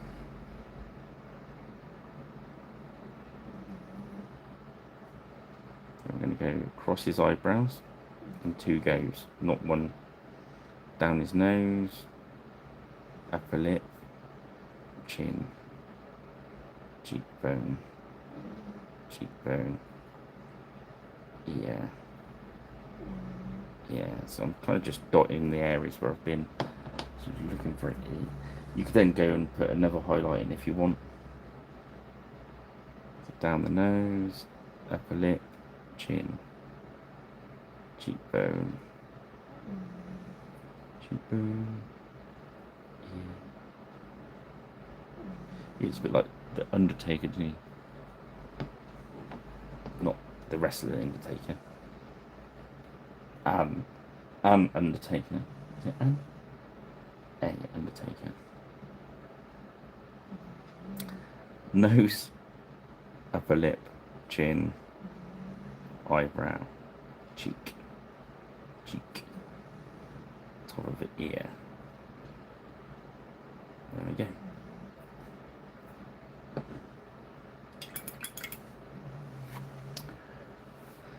So, do you want another brown on that coat? Oh, that's a good question.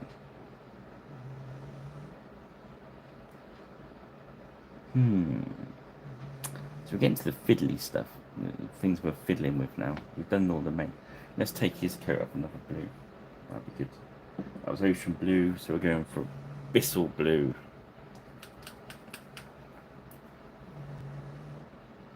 And of course you can add them together and make a new blend. But we're not going to bother to do that, we'll use them straight out of the pot.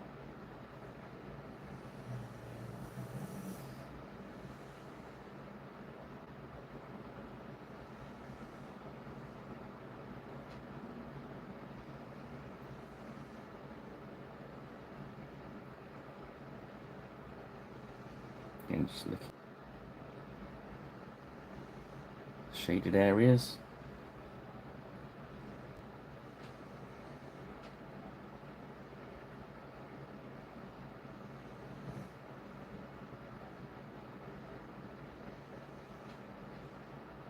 I always find this blue is a bit of a jump,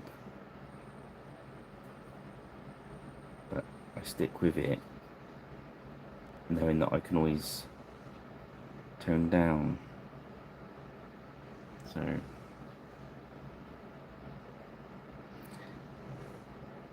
in effect, the bigger jumps you get, you kind of like underpainting as well, undershading. So if you keep going till it's lighter than you want it, and then hit it with a blue tone, or make yourself a nice glaze up.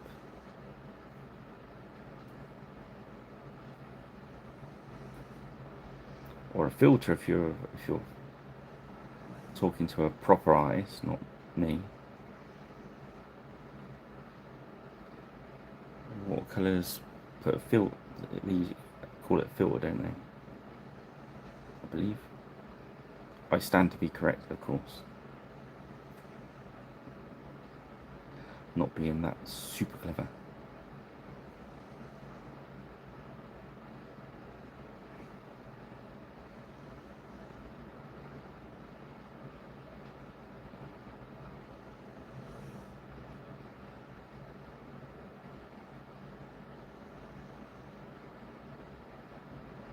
I'm just going around strengthening some of those lifted areas.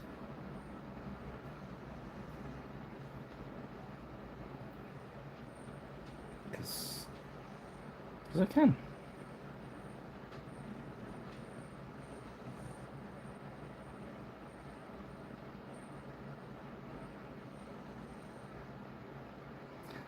Too kind. I'm merely a pirate slinging paint around with piratey joy.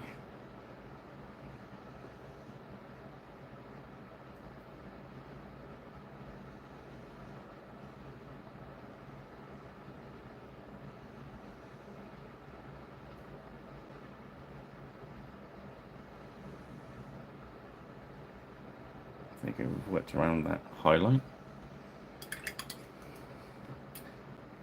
So we're still focusing in. We will go to tidal blue and take it up probably one notch higher than I'd have liked to.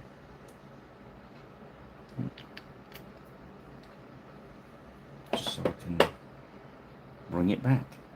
Take it to 11, bring it back to 10.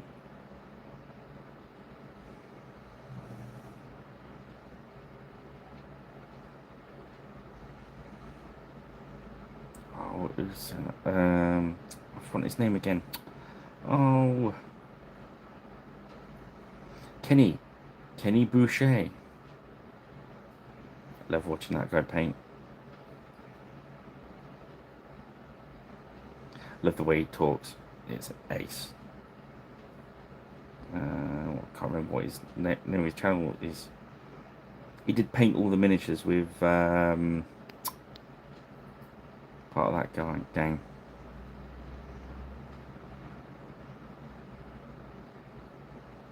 Love his airbrushing. Airbrushing is so hot. And it's I don't know. Don't ask me. I'm not a blue paint scientist. It just makes me laugh so much. Kenny, if you're out there, thank you. Your videos are great.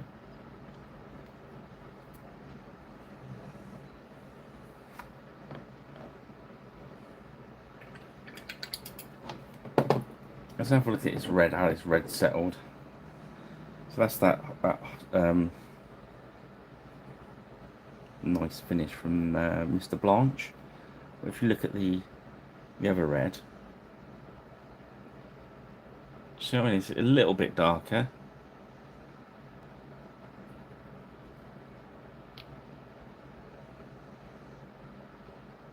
So yeah, I can see what they're kind of getting at, but I'm not quite convinced. Right, let's take Dryad Brown.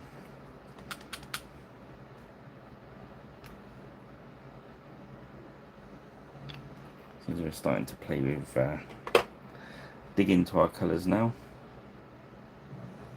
I think the heat's finally got to me and it's kind of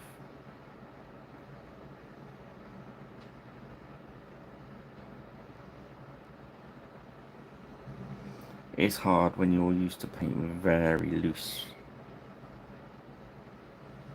really wet paints, you know what I mean? So I like having my paints really nice and loosely wet. And drying so quick is a real pain. I did a little bit of airbrush flow improvement to my matte medium. Not too much because it goes crazy. Can break, you can sort of uki your paint up a bit as well.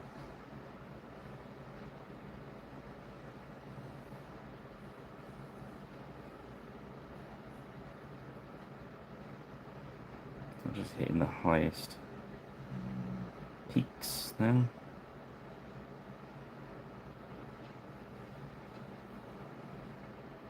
Feather it down from his shoulders, because obviously that's an area where it's going to catch the most.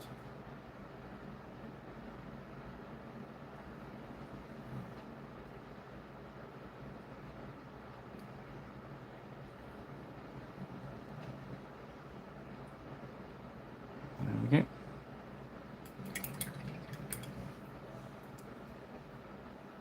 I've zoomed in. I think the lights make it a little bit sort of weird. Okay, so let's do deep grey, which is the standard darkest grey. Which with Mr. Blanchness, and this just isn't dark enough for a dark grey. Whereas that one I used earlier is. So we're going to use the dark grey as a highlighting grey.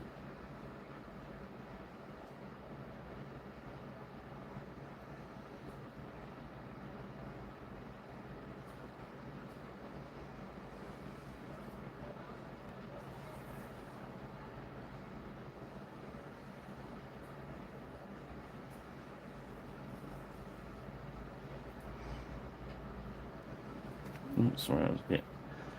I keep going up a little bit out of focus as well.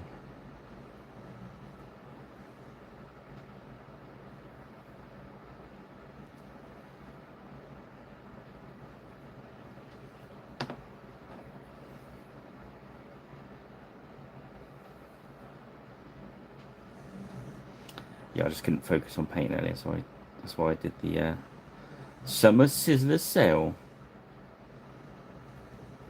Use code HOT20 at checkout. I'm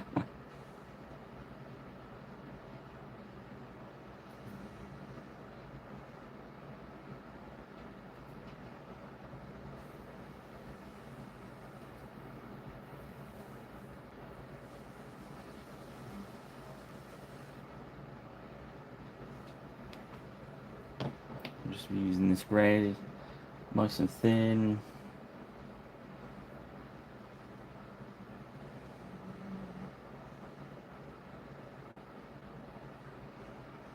It's a nice dirty.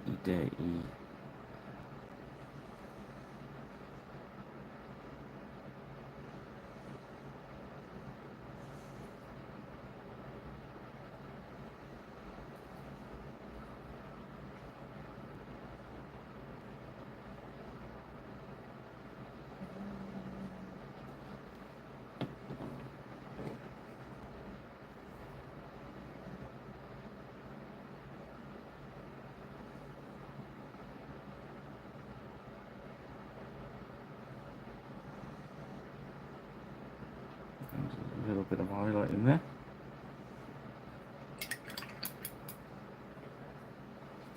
Okay, so let's get. It wouldn't be a painting Friday without greedy gold, would it?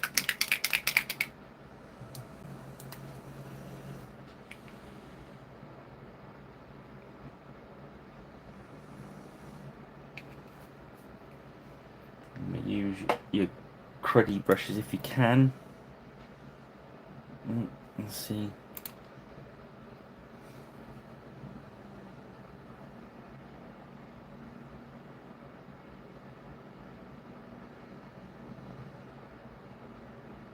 Yeah, it's alright.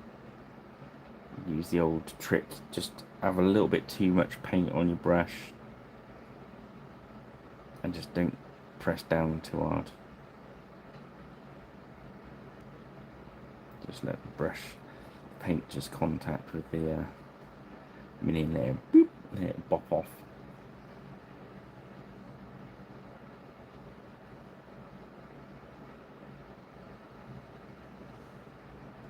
And we're doing 2 hours 5 minutes in. Wow. I'll have a recap in a sec. That's how we're doing.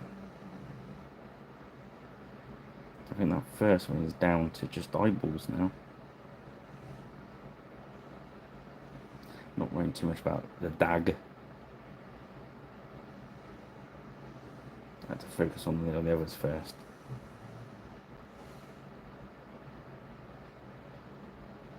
I've kind of missed one of the gaps in between his coat. Let's sort that out. Let's grab a mid-tone.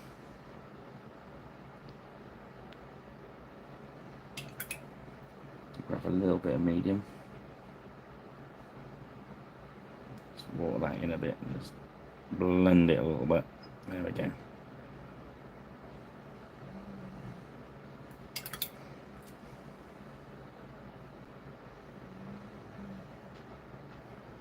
He's got like a yellow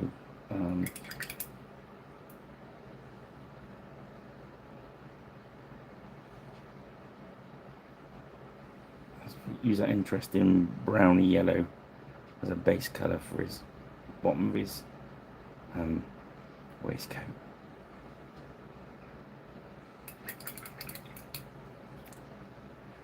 Back to the gold. This brush is really broken.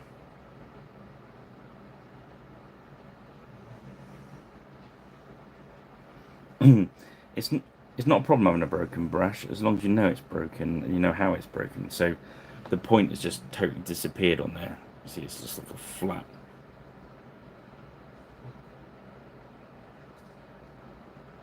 So as long as you know that, you can make sure, it's like I said, I load too much and I use the edge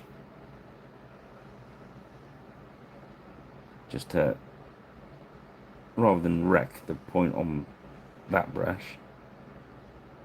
But then again, because I'm using cheap brushes, really don't matter. I could wreck one a miniature and they're only like 60p, these ones.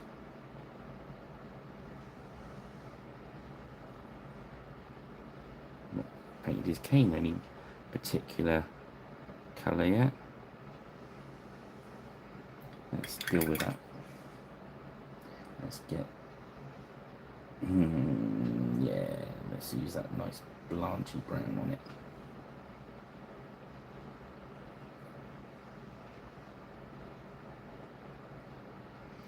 So yeah, don't get hung up on your brushes. That's what I was trying to have this conversation with somebody the other day. They're talking about, oh god, brushes are so expensive. Yes, you can spend a lot of money on brushes, and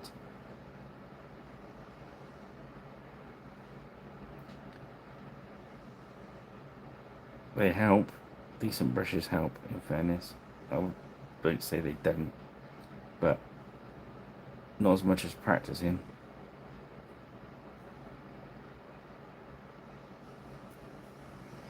But I must admit, when you get a nice brush in your hand, it does feel nice as you're painting. Sort of lay the painting to wherever you want it to go. And these ones, you are fighting them a little bit, and that's a bit of an issue if you're still kind of learning. You don't want to be fighting your tools. I'd advise people to don't go out as a learner and, yeah, I think a lot of people make the mistake, Cube, I don't know if you agree with this, that they'll go out thinking, I'm going to buy a Rosemary and whatever, or a Newton and blah blah, and spend all this money on a brush, and then not know how to look after the point on it, and then you're going to wreck it, and then you're going to end up buying another one. So why not learn on some medium? I say these army paint ones are good, and you know, if you ruin the brush, it's £10 rather than £30. But these ones these buy. I don't know if anyone can read what that says. I don't want. I won't say it out loud because it's made in China. Perhaps that says made in China, or perhaps that says brush.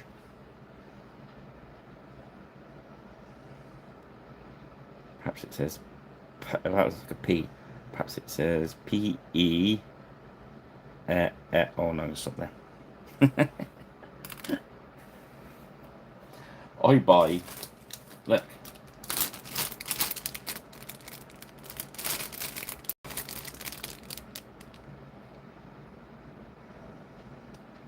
30 brushes at a time,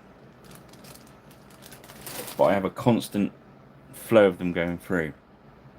So I opened this one just before this started, and I might do 2 decent jobs with it, and then I might move that to here, and then the worst of those ones gets thrown out or goes into the pot over there to use as glue, or local school takes them to their kids use at school. So, but I think those 30 brushes were £7.99. But you do get some that are unusable, and then you get others that are absolutely amazing. I wouldn't advise.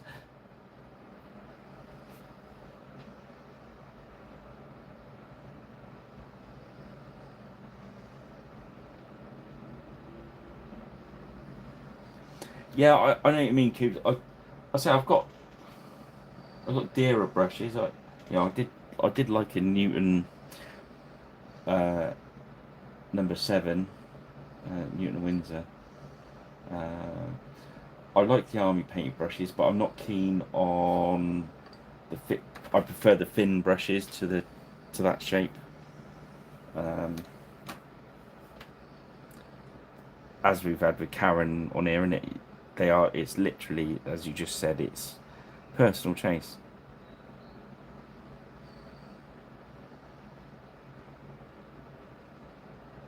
Yeah,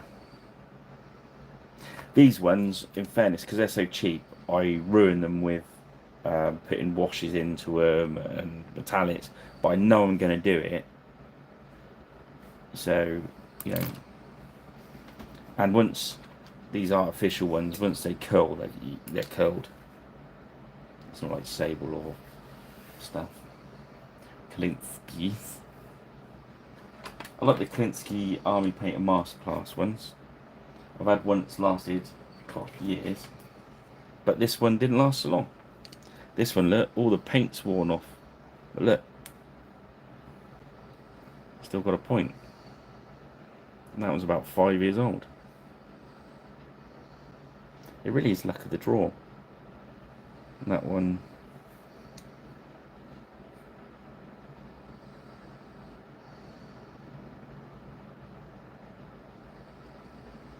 Hmm. It's whatever works for you, isn't it? You know what I mean?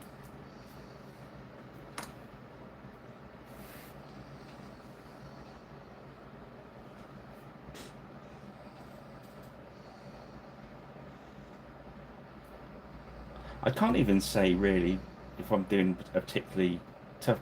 All I'd say is um, with a decent brush, a real nice, decent with a nice point on it, you don't have to worry about keeping spare brushes like the Psycho and stuff around to do eyeballs and stuff, because you've got the point on your brush.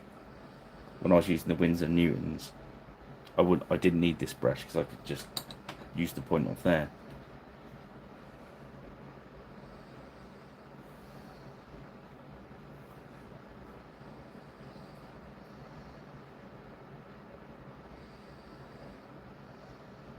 So let's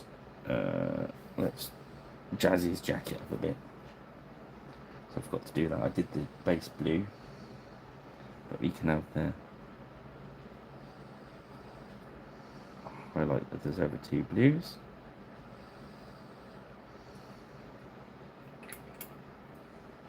Almost get a wet blend on it.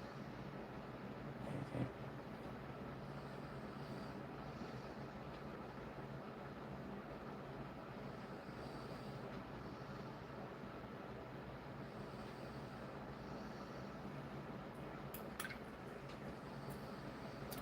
Let's put a little bit more like vermilion on the front there.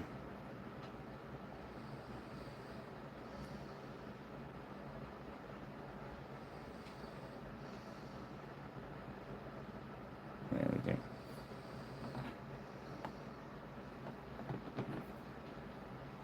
And I'm just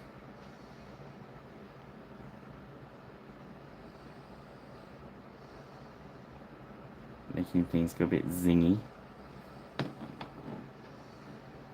Let's move dog out of the way. He might have to wait till the morning.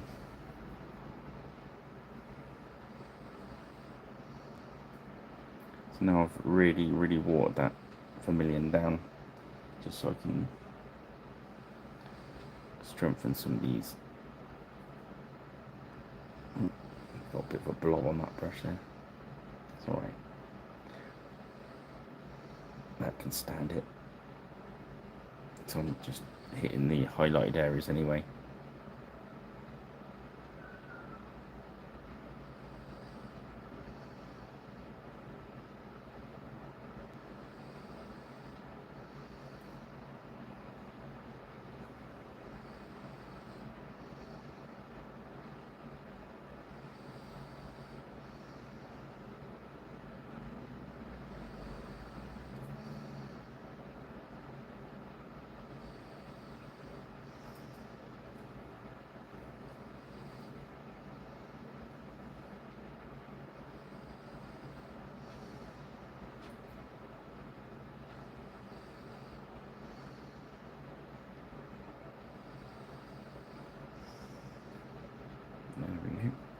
Just strong in those areas where you want it to be a nice bright red. As I said earlier, I'm not too worried because I can always just drop a bit of tone and take a bit of the zing away.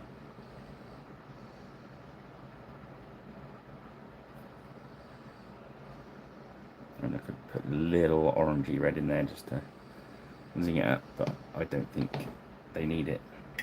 Well, let's have a look at Mr. Man's hair. Let's go for Demigod Flames, which is the next yellow up. If I'm doing a blonde, this is the blonde I usually start with, so it'd be interesting using it as a highlight. Let's try on the gloves first.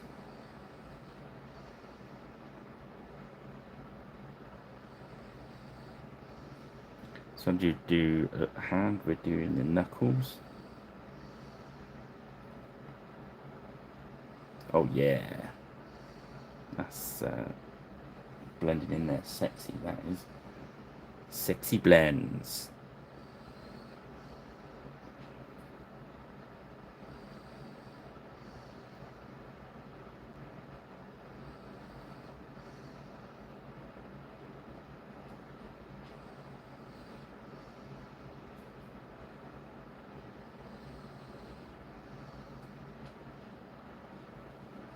Nice, like that.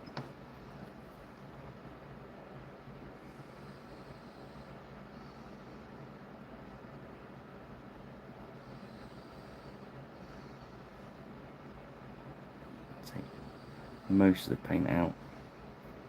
It's weird, you want more paint, less liquid in it, and then you've got to take the paint out, so it's very almost like a overbrush, like a dry brush. I just want to pick out the strandy bits. I don't quite want it to be a dry brush. I've always called it overbrushing, but I think there's, again, I think Karen said there was another word for it as well.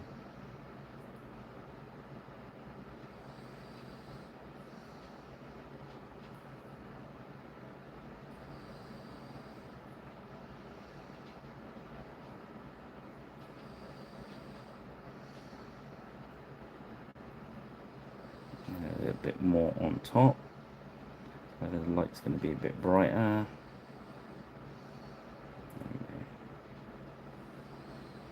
Nice, that's quite nice, like that.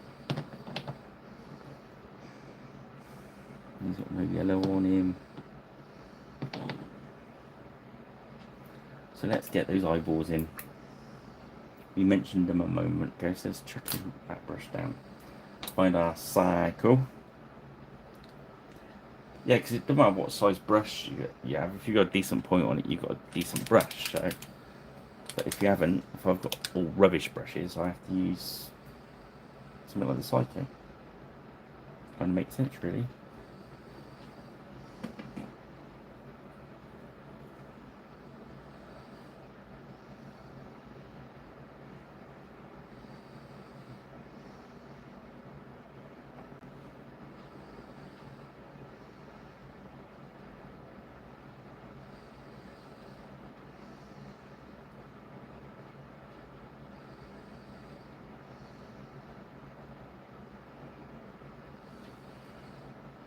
That'd be quite an interesting video, wouldn't it? If I buy some brushes in, do a shoot off.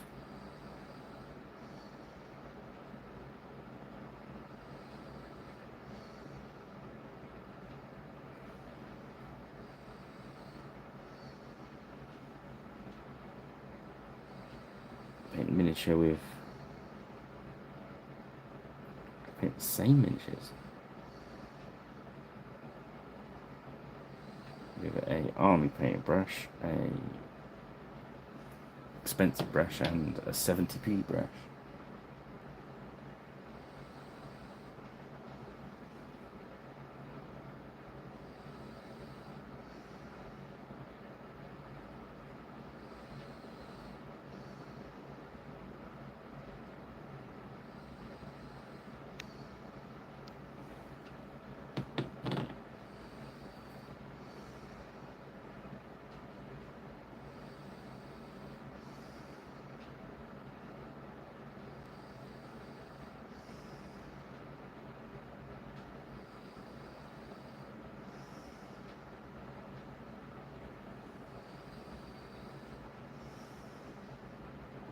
Add a little bit of flesh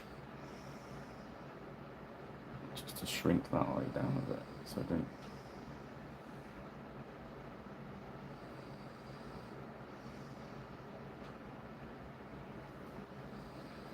So we don't get a massive eyeball.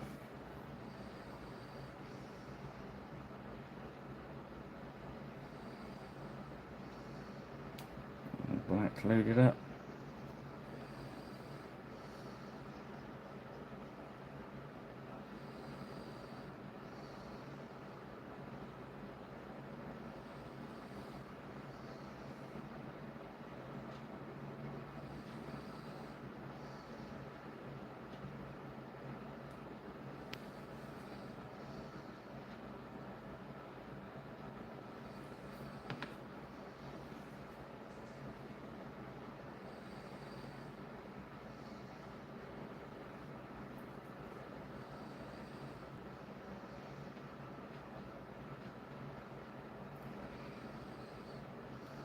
I just noticed if I touch down,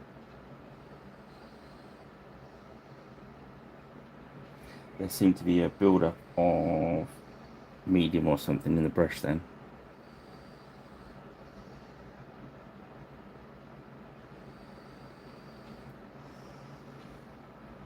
Then it dried it out completely. So he's boggled-eyed at the moment.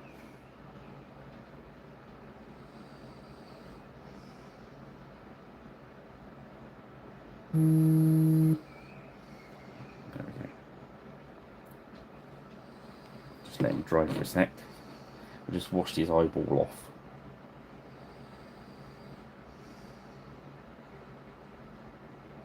Sometimes you can save it. Yeah. I'm using the black from earlier and I've put some medium in it.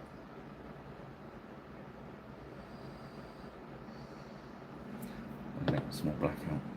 It's just dried on the palette too much. This is what I was saying about this week's been really chuffing me off because the stuff where I usually work is just gone out the window at the moment. Just keep changing what you're doing.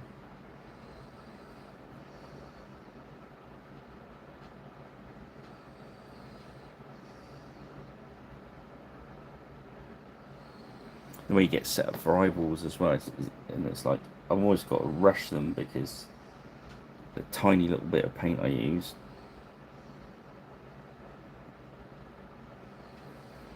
is almost dry before I get there.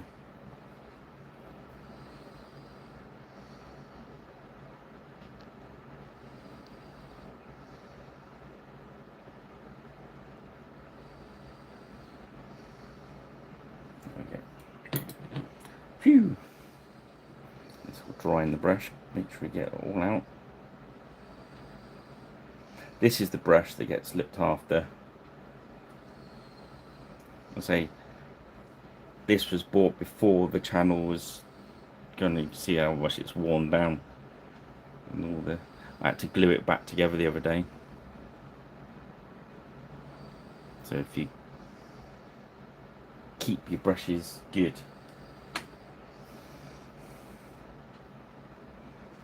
So I kind of agree with you really. Keep the brushes good. Okay, let's go for demonic yellow.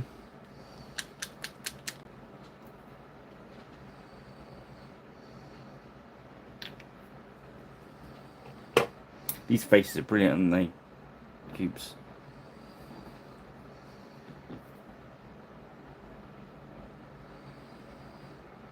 I'm just gonna use that demonic yellow, which is really bright yellow. We're just gonna run a little highlight on the edge of it there. And then I'm just gonna pick out a little, just a few strands on his hair, but just the top. We're not going to go around the sides or the back, just the top.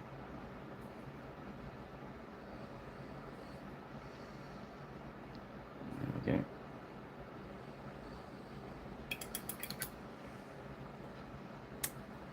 Okay, so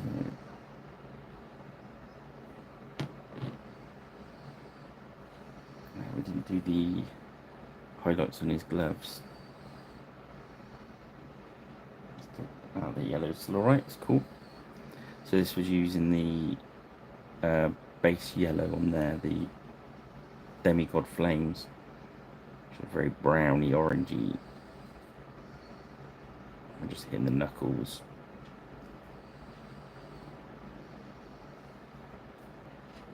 So I've got to put a little bit more work into these than I intended, really, just because I'm running kind of on autopilot. Okay, we are going to use our secret weapon, and we're going to knock some of this hair through with this brown, because this does an amazing job.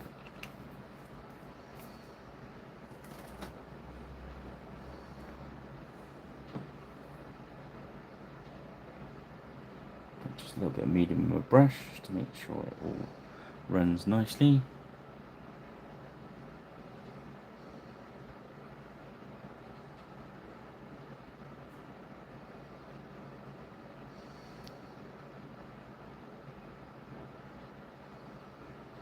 So it's nice because we don't have to worry about doing any highlights or mid-tones. So it's a bit like using a, it's just the idea of using a speed paint, really. In fact, there is a speed paint that's very similar. I think it's called Satchel Brown.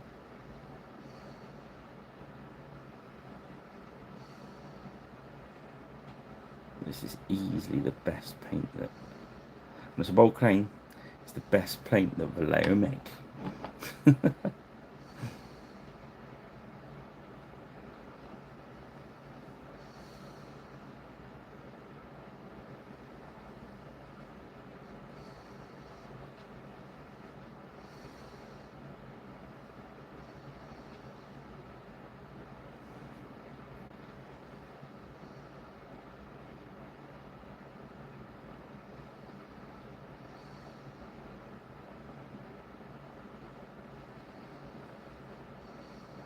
It's actually brilliant for your using your airbrush as well,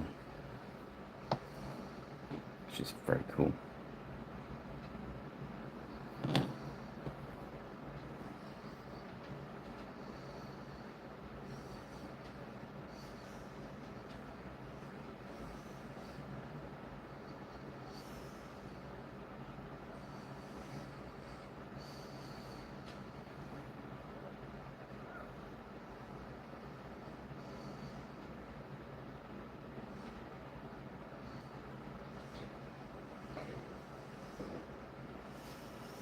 The dog's starting to have a dream.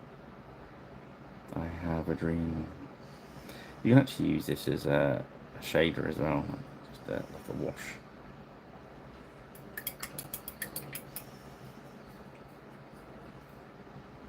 Okay, let's grab one of our crappy brushes, and I'm just going to add some medium.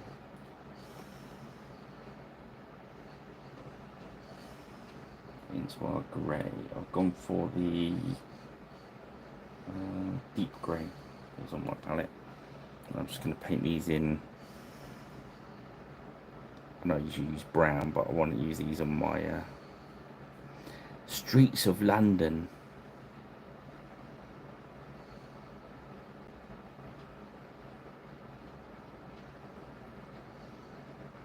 Just to save me getting these speed paint out.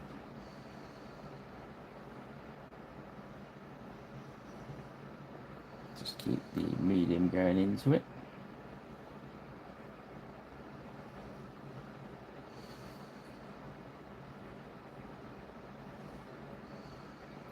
This is why I like the neutral pumice rather than the stuff with the painting, because obviously if I wanted that muddy, I could have just painted it brown.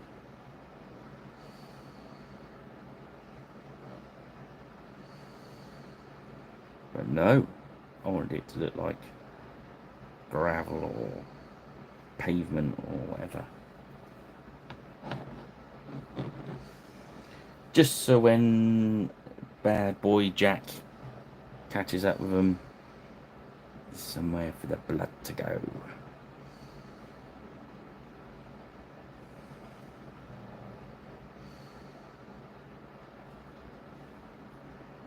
If you've not seen it before, the base on this is the neutral pumice that I put on there earlier so it was dry, so I could do this. I buy it from Amazon. I must get an Amazon account thing so I can list them all on there. That'd be a good idea. I'll see if I can do that tomorrow.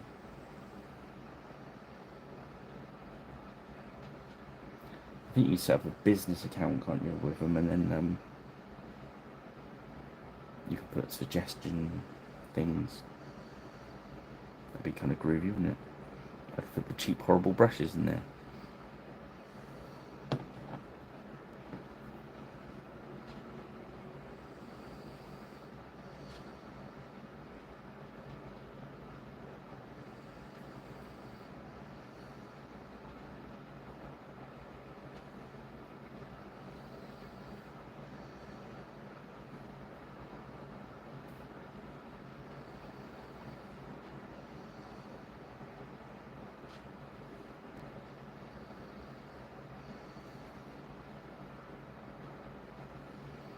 Yeah, just keeping it. Usually I'd use either watered down paint or even speed paint when I'm doing the bases. But it's watered down so the pumice shows through when it's dry. It gives you like a natural free highlight.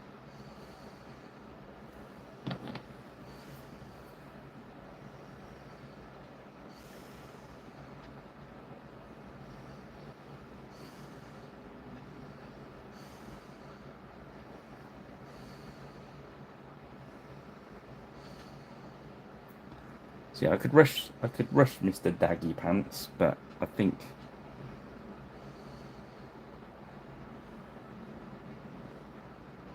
he's too nice a little doggy to rush, so I'll probably paint him in the morning. Before it gets too hot.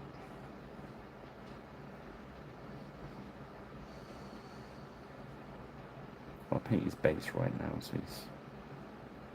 he looks the same as these when they dry.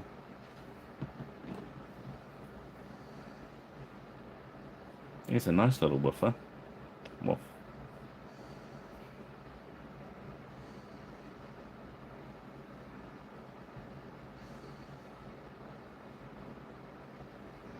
I think we should call him Roger. Roger the dog.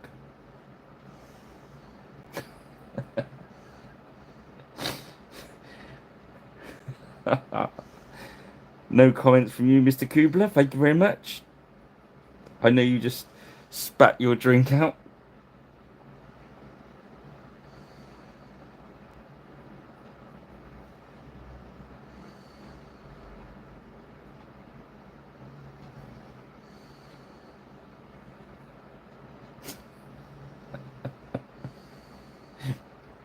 Release Wadwick.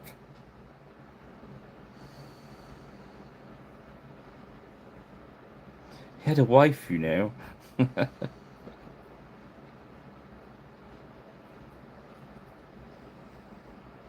we've we've slipped again, haven't we?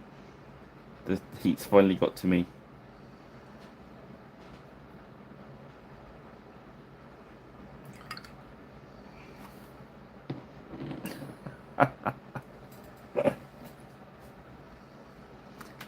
Let's have a look, see what we got.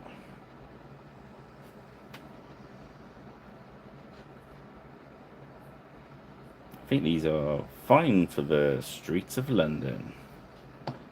They're nice miniatures. Joking aside,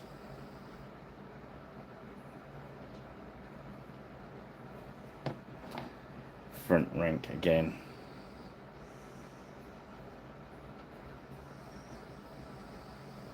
These will look real.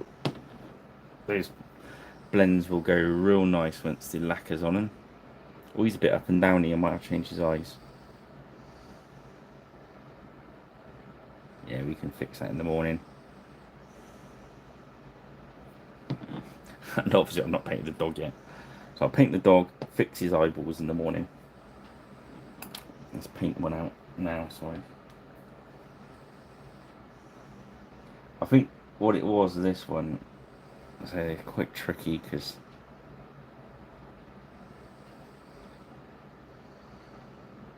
let's give him a tune. Let's zombie him up for now. Yeah, Rich. Oh,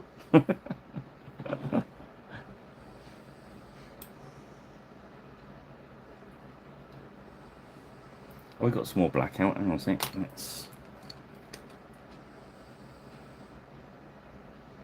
Cheers, Rich. Let's just paint, do our victory lap.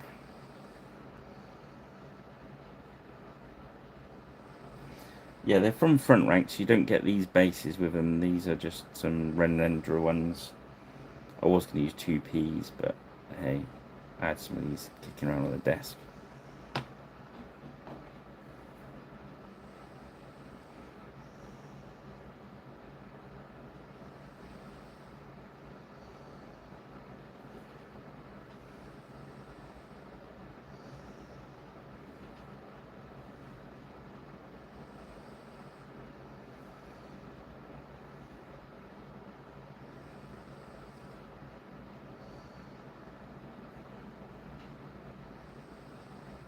There we go. Victory lap. Once we've done that, those white eyes will be dry and we can do his eyeballs before we forget. Which then will just leave me the dag.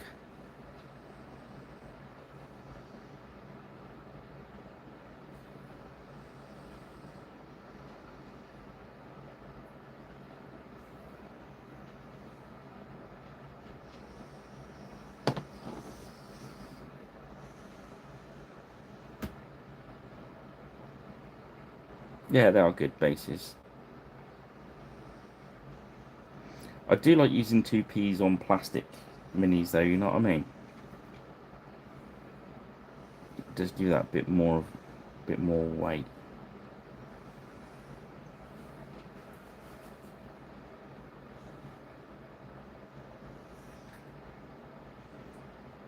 I'm definitely with you there. Let's just put a little bit more back out. Yeah, just for the ways. Yeah, if you put a plastic mini on a 2P piece instead of a Mendra base, they feel like they're a metal miniature. And then if you drop them off the table, they always land base down, or they bounce and go base down. But there is a shout as well that if you didn't have a 2p there, it would land lighter, I suppose. So I'm not a physics scientist, so I don't know. I just know that if you put 2p's on them, they feel heavier, which you shouldn't really make much difference. It shouldn't really be noticeable, but it is. Okay, let's sort out his eyeballs.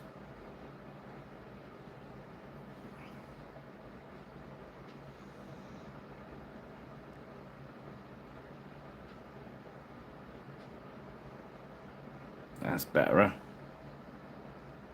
There we go. Betterer or something like that. Right, let's have another look. I think 2 hours 40 in the heat is plenty. So here we go. There's Mr. Brown coat. And it's kind of leathery as well, isn't it? That shine will go off on a mat.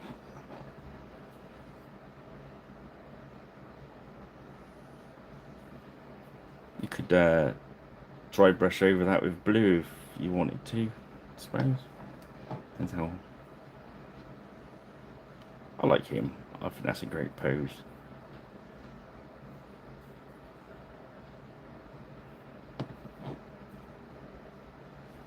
Old circus master. Perhaps he's a hunt master, I don't know. I keep getting dog up to look at, but we've not painted him. Right. I think 2 hours 43 minutes well spent on those. Thank you for joining me, guys and girls and whoever. Thank you, Coobs. And let's go for the gump before I go.